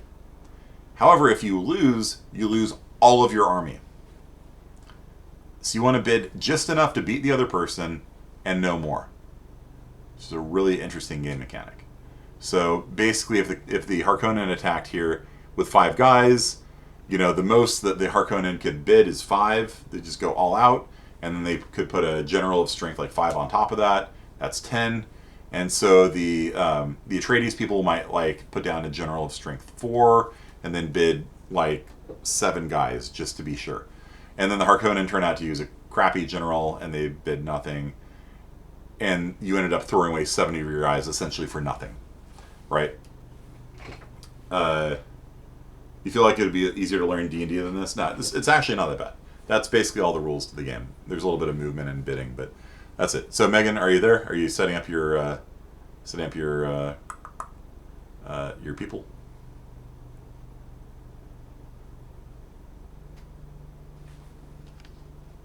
Megan, you there?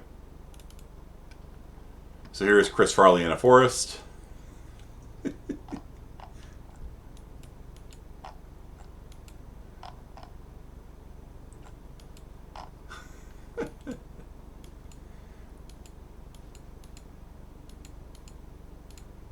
There's nobody in that one.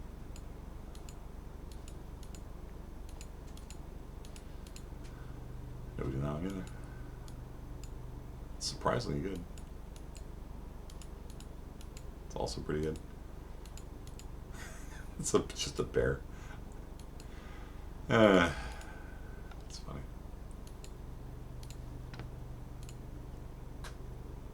No worries. So go ahead and put your people out on the board, Megan. Doesn't really matter. We're not going to really play the game. I'm just trying to show you, like, how online board gaming can work. Yep. So no, I'm not replacing with the bot. So yeah, Ixians, go ahead and pick a card. Again, it doesn't really matter. So who is the Ixians? Ixians are Ralph. Okay, and then what was the last one that we're going to generate today?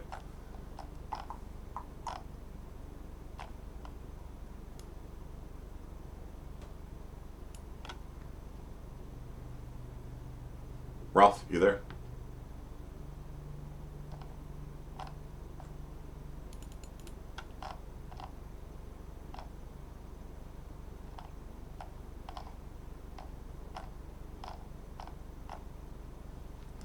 Storm movements being determined. So, if you've seen the movies, you know that there's a storm that kind of like travels around the planet.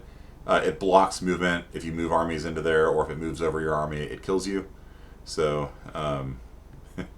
you have to constantly have an eye on the storm. So, Trading Guild, Dustin, go ahead and just pick a number at random. I'm going to generate one more AI artwork.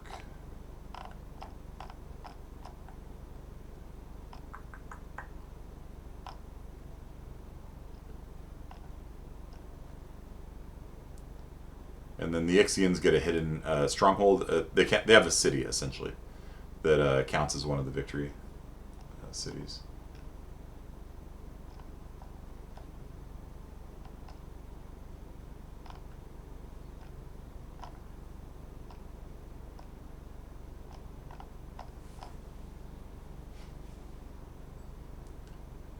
Fall Out Boy and Mario. That's the one. Okay.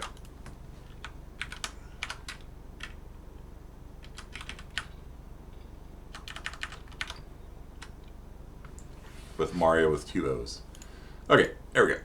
So, Spice Blow. And so, money in this game is called Spice. And you need Spice in order to purchase cards, weapons, and shields, things like that. You need money in order to bring people to the planet. And if you're playing the advanced game, you need money for people to fight. We're not playing in the advanced game. So, what happens is that one of the spots on the board is going to have Spice appear on it. And we drew Shahaya Ridge, so that is...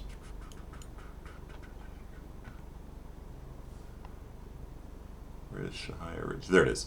So there's now 6 Spice there, okay?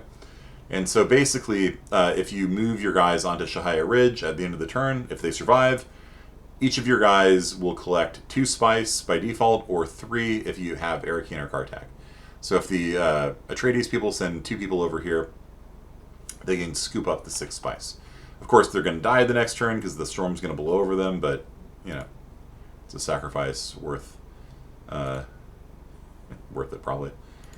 Chum Charity phase ended. Everybody's got money right now. Okay, so everybody has 1 card right now. I've got a shield, which is nice. That's actually a very nice starting card. When I go into combat with somebody, if they play a gun or any kind of projectile weapon, the shield will block it and prevent my general from dying. The Ixians, who is Ralph again, you need to pick a card from the top of the auction deck and place it either on the top of the draw pile or the bottom of the draw pile. So you're going to know which card it is if you put it on the top.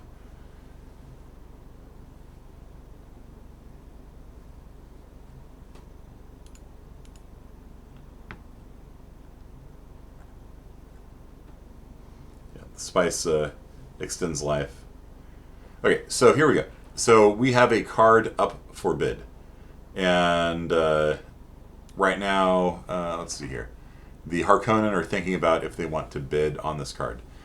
The Ixians, if they put it on the top of the deck, they know what the card is, and the Atreides know what the card is, and nobody else knows what the card is. So, evil laughter, even more evil laughter. So who is... Okay, so Samantha bid 1. It is now the Fremen's turn, so Megan, you can choose to bid 2 on the card, or pass, and if you pass, you can't bid on it again, I don't think. You've only got, like, I think 3 monies total, Megan. So my turn. I will pass as well. Do you know what card it is? No. The Atreides do. It's broken. You're bidding on a card blindly. And some of the cards are literally called worthless card. They do nothing. You know, one thing you can do is you can see if like if the Atreides get really excited by it. Well, you know, that might be a clue. Victor bid 18. Can you do that? Starts with 2 spice. I don't think you can bid 18. Unless you played, like, did you play your card? Maxed it. I don't think you can do that. Alright, well. So it's over to Roberto now. Pass. I'm kind of curious what's going to happen here, because that might be a problem with a game client, that if it allows you to bid that much. I think you're only supposed to have $2 to begin with. So pass. Megan, hit pass again. I'm going to auto pass on it.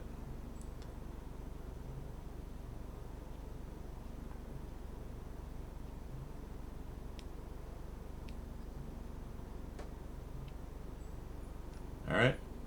And then, no, alright, you had $20 somehow. How do you have $20? Might be one of your faction abilities. If you mouse over your faction, it tells you what your cool faction ability is.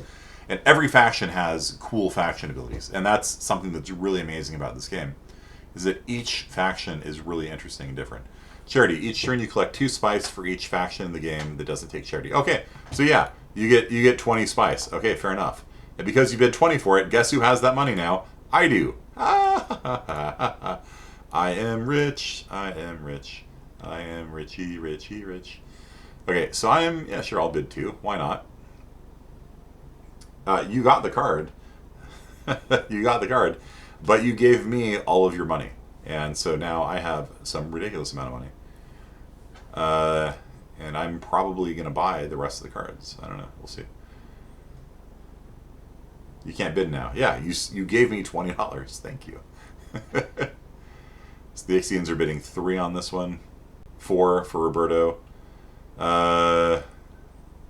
5 from Samantha. Okay. You know what? I'll go ahead and pass. I'm more than happy to take all of your money, Samantha, as well. You know, it's hard for Harkonnen to get money.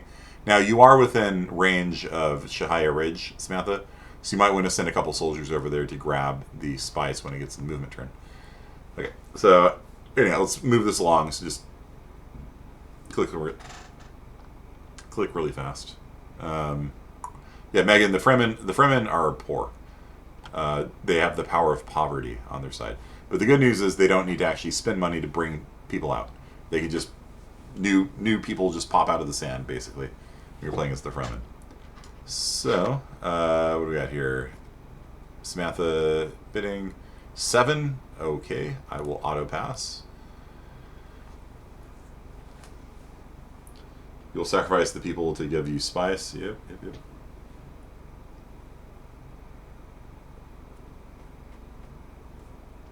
Yeah, so yeah, just set your thing to auto pass if you're not gonna bid on it. then it'll move things along. Right. So the Harkonnen, whenever they buy a card, they get a second card for free.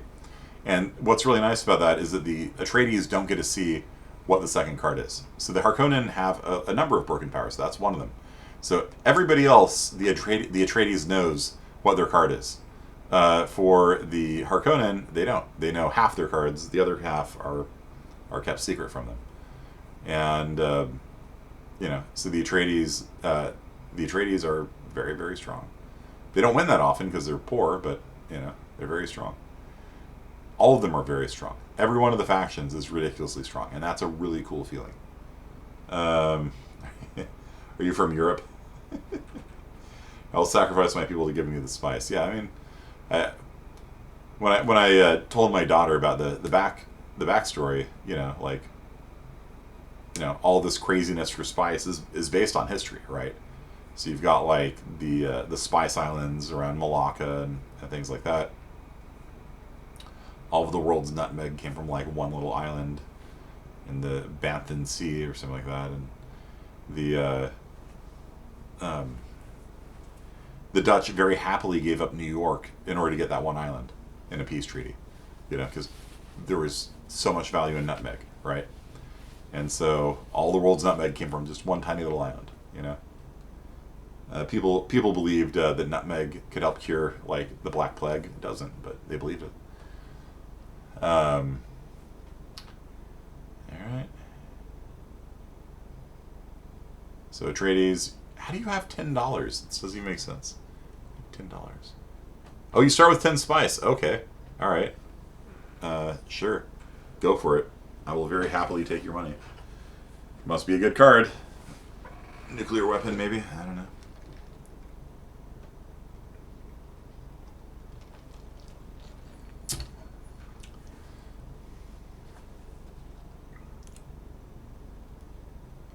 Put a time limit on these things.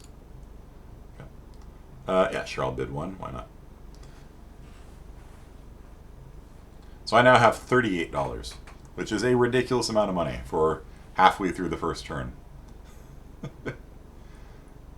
So the Chom bought the first card for $18. Atreides bought the second card for $10, and I got all of it. We got Ralph bidding against me. The people are passing. I will bid 5. Let's just speed this along. So how much does he start with? He starts with 10. Okay, all right. He's bidding 6. All right, well, I will very happily take your $6.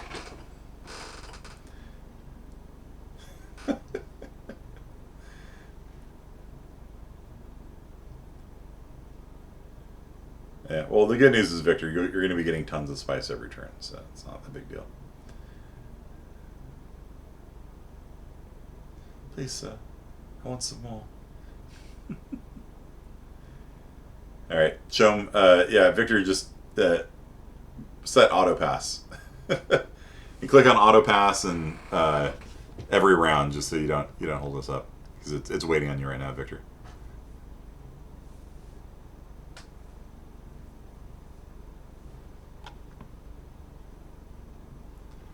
Nobody wants information from the Atreides, I guess. Offer deal.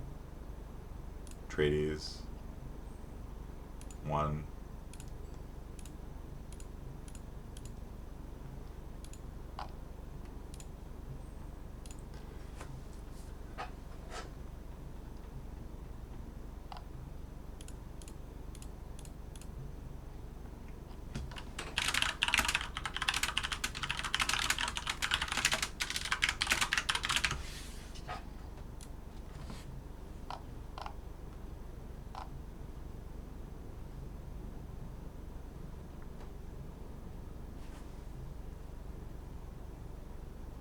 Yeah. Alright. Card 5. So I now have $40. Oh no, I bought that one. Okay, cool. So I now have a Jubba cloak, which is completely worthless. Sweet.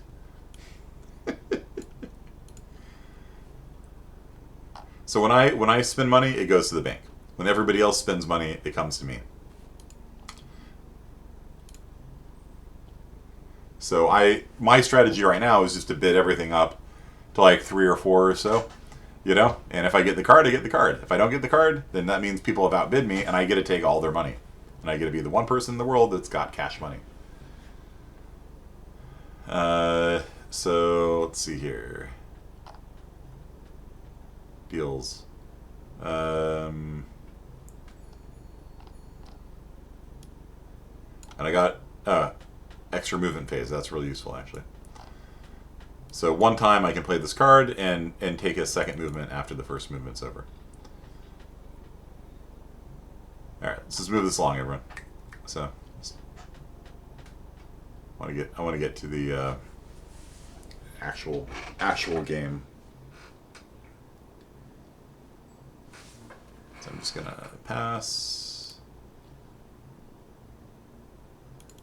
Auto pass over 4. There you go.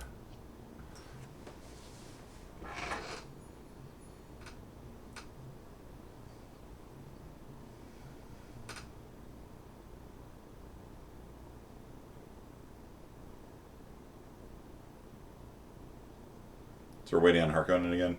So Samantha, yeah, just set auto pass, and then it'll just pass you by every time. This game's not supposed to have 10 people in it, by the way. It's a 6-player game max. So, yeah, so Dustin is bidding 1.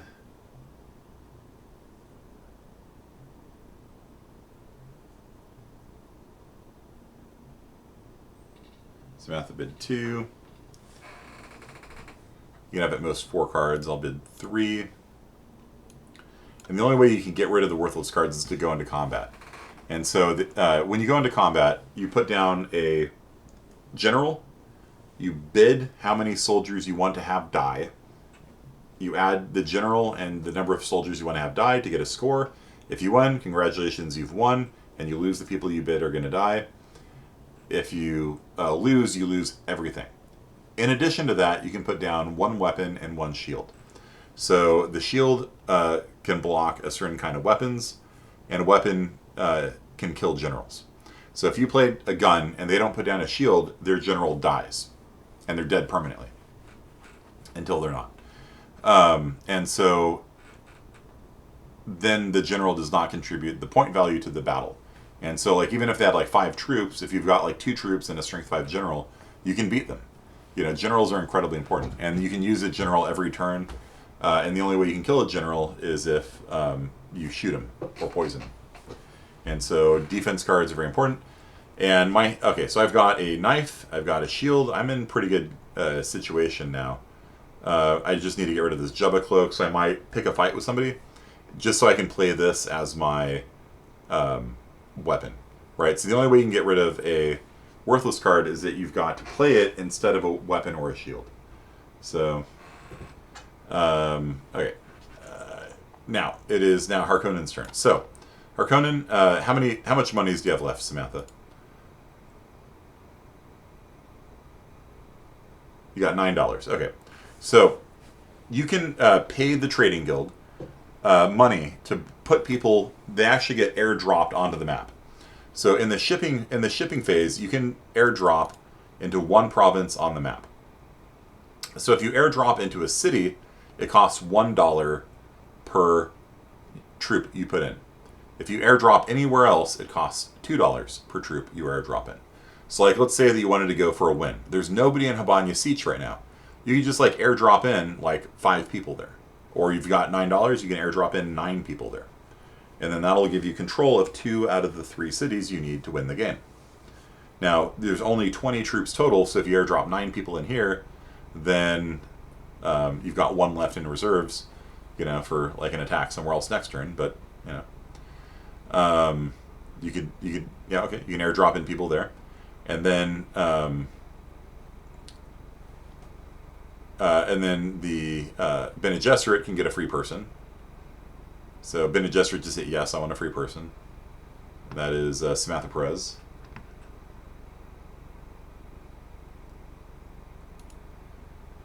And then you shipped, now you can move. So basically, what you can do is grab a certain number of your troops here and drop them on Arakeen, for example. Or because you have Cartag and Arakeen give you Orthodopters, which allow you to move 3 instead of 1. So because you have people in Cartag, you can either attack Siege Tabor or you can attack Arakeen. You can't do both. You can only make one movement. So you can... The Fremen only have 3 people over in Siege Tabor. Okay, so you're attacking Arakeen with 3 people. Cool. Alright. So it is now Megan's turn.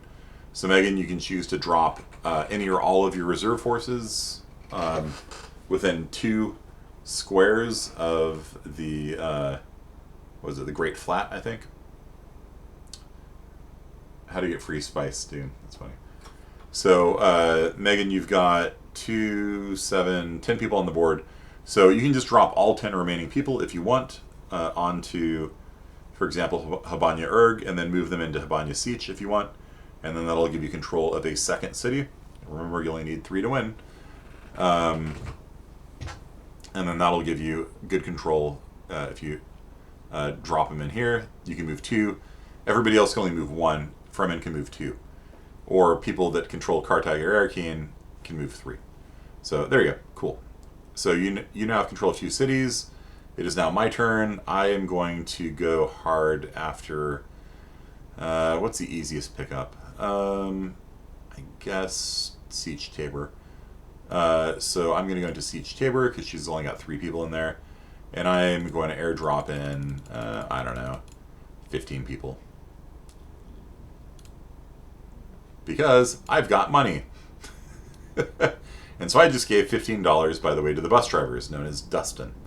So there we go. And then Bene Gesserit hit yes. Am I going to move people? Nah, I'm good. So I am just going to pass. And it is now the bus driver's turn.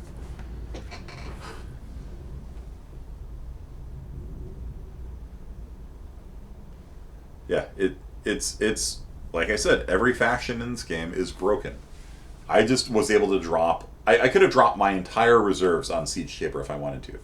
The only reason why I didn't is because there's a small chance that she has a traitor card for me, and it would destroy my entire army. So I'm keeping 5 people in reserve so that next turn I can drop it somewhere else on the board.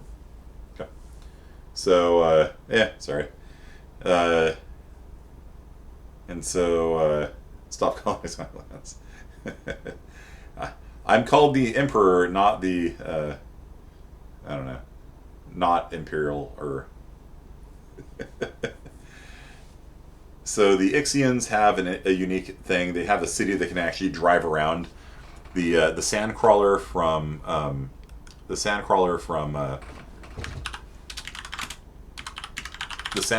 Star Wars is basically the Ixian mobile fortress. So that thing there is basically what you've got, and you can actually drive the mobile fortress around, and it sucks up spice wherever you drive it, and it counts as a city for victory conditions.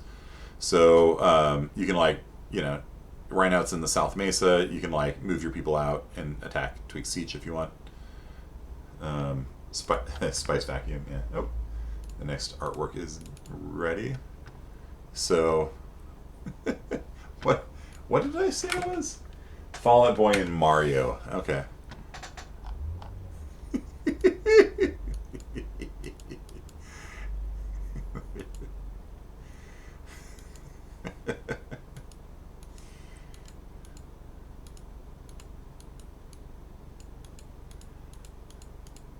I'm gonna try that again.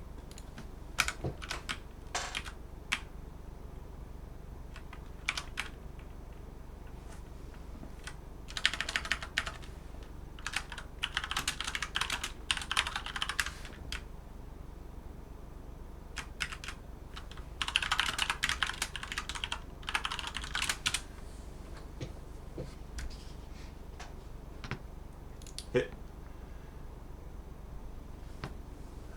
Yeah, so Bene Gesserit, click yes. Every time somebody ships, you get a free person. Except for the Fremen. When the Fremen ship, you don't get free stuff. All right. So Perez, click OK.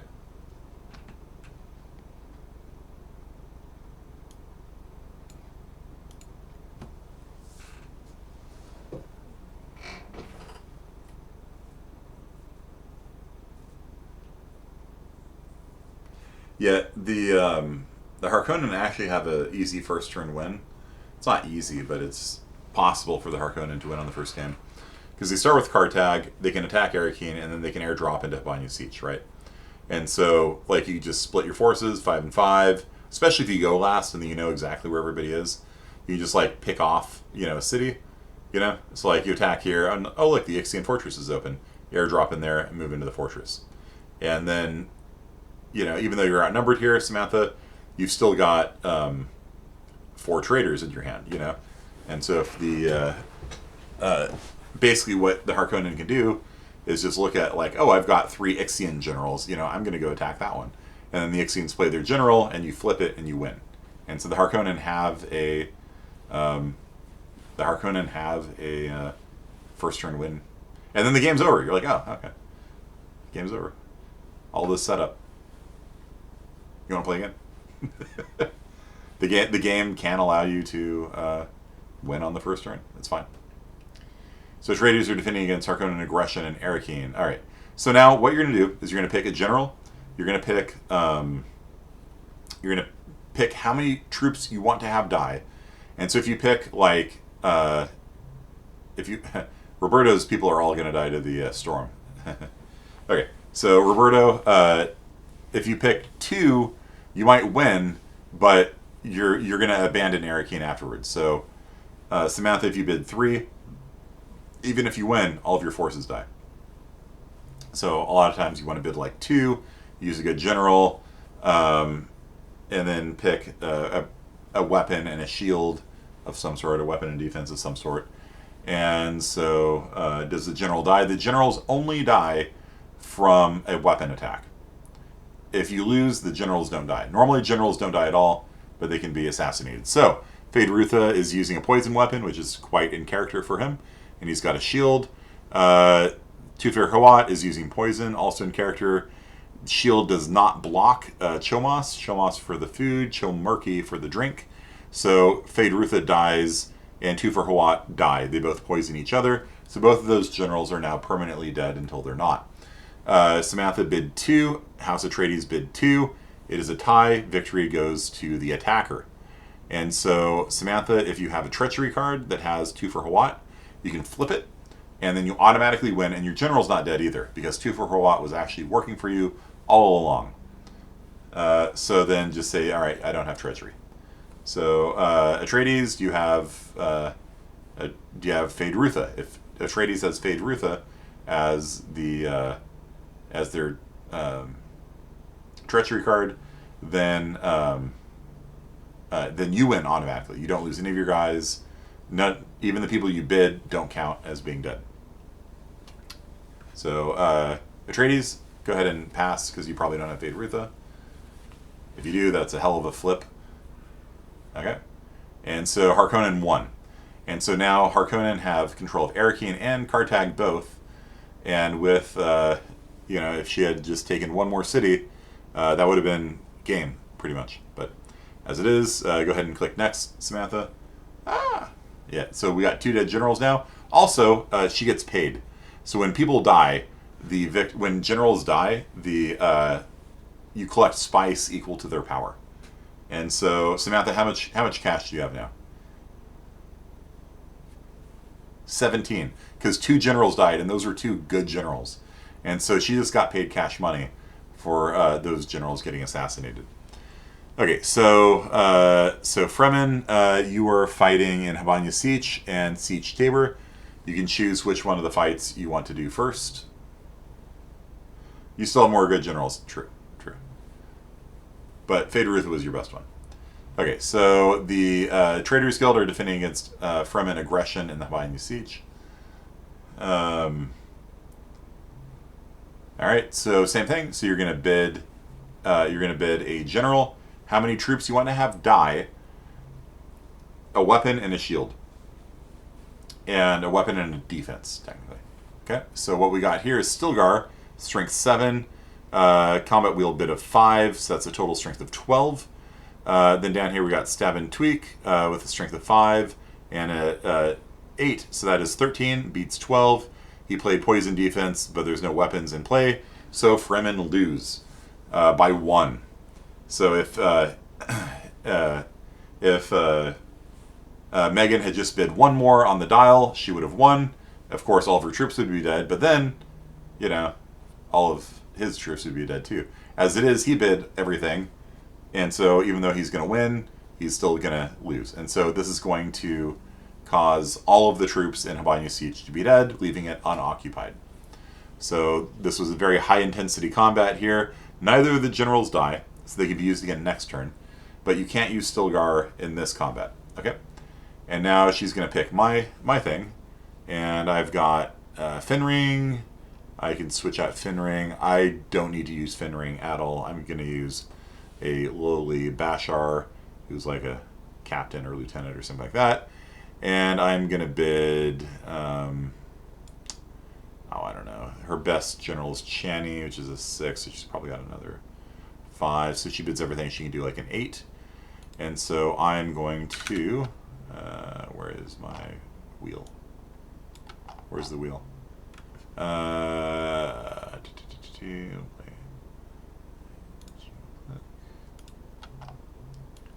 Please confirm my battle plan. How do I click on the things? Okay, there we go. Two cloak and Chris knife. Two cloak. All right, and we will slap down 8 guys, I guess. So I'm just using the power of numbers. Okay, so she's the cheap heroine. So in order to avoid losing a good hero, she put down a disposable hero. She bids 0, uses 0 strength hero. I stab the cheap hero heroine, and yeah, no treachery.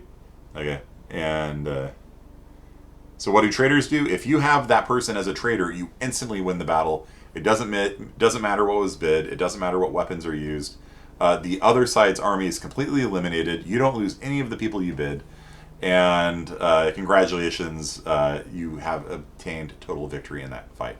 That's what I'm saying. Dune has very high impact, very exciting combats. It's actually a really interesting combat system. Like, I just lost 8 people, and she lost a cheap heroine, right? This was not a great trade-off for me.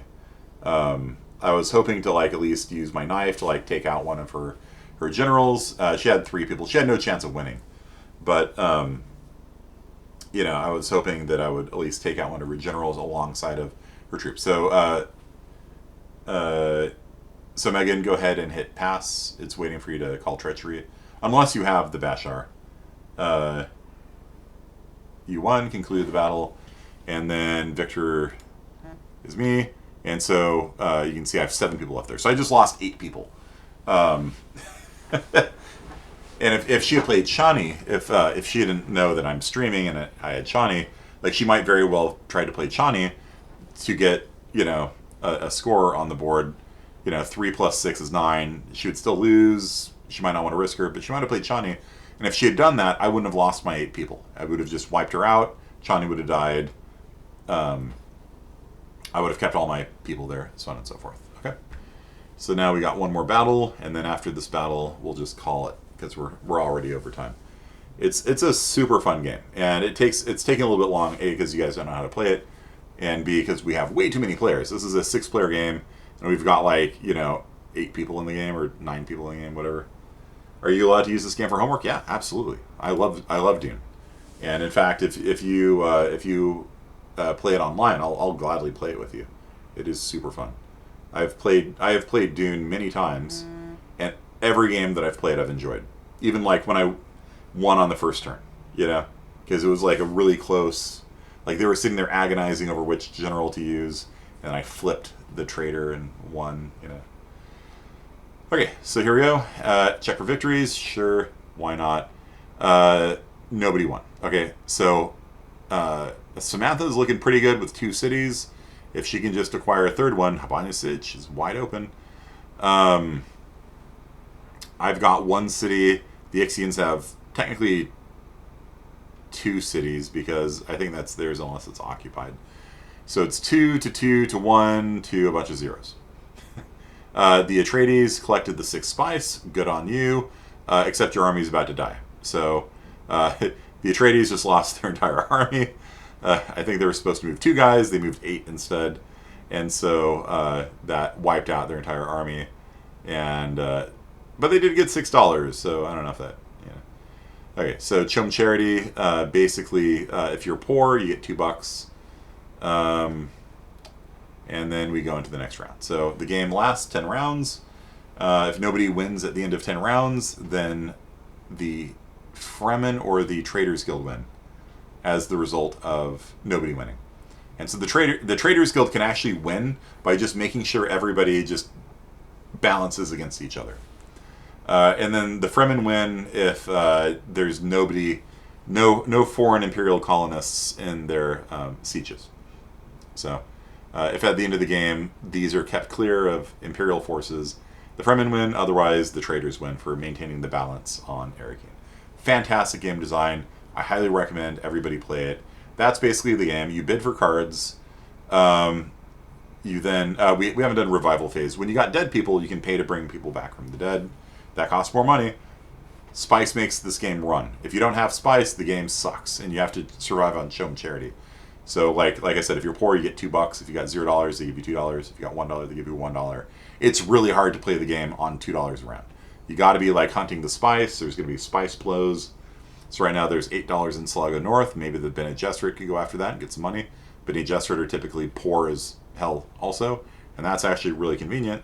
They got spice right next to the polar sink, where they get free people, and so on and so forth. So, so the Bene Gesserit are more of a slow burn, but like I said, they have an opportunity to just instantly win if they can predict the victor, and you can work to make the victory happen, which is really, really interesting. It's super cool game design that you can sort of manipulate events in the world to make it so that it just so happens that the Ixians win on turn 4. It's really cool. And then you just flip it. My daughter did that to me, by the way. I won as like House Atreides on turn 5, and my daughter's like, "Oh, I predicted House Atreides turn 5." I'm like, "What?" And she's like, "Yeah, I win, not you." I'm like, "All right, that's pretty good." Well played, my daughter. So, gentlemen, we got him. So that's it. We're gonna call it here. I need to go get a new battery for my car because my battery died today. But bid 15, yeah, I'll take that. Thank you very much. So we're gonna go ahead and exit the game. Yes, and I hope you guys like that. If you want to play Dune as your game review game, let me know. I am always down for Game of Dune. It is one of my favorite board games ever. I'm a huge fan of the game. The people who made it went on to make Cosmic Encounter, if you know what that game is. Cosmic Encounter takes that notion of having very unbalanced, influenced MTG, influenced Star Wars. Well, I guess not the board game, but Dune did.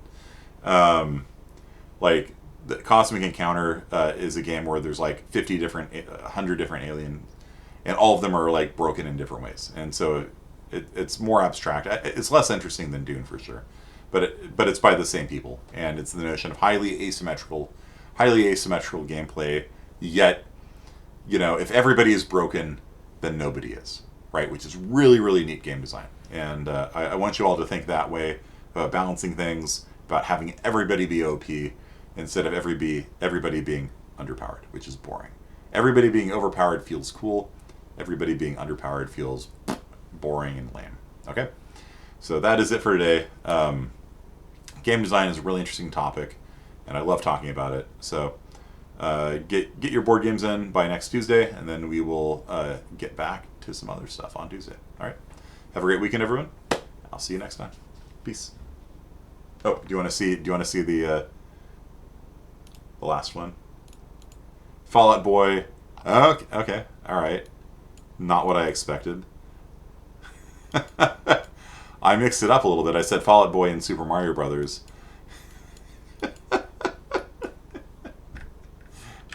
So, yeah, you can see it's the same three guys. Yeah. It's just basically just Mario Brothers. Okay. I don't know.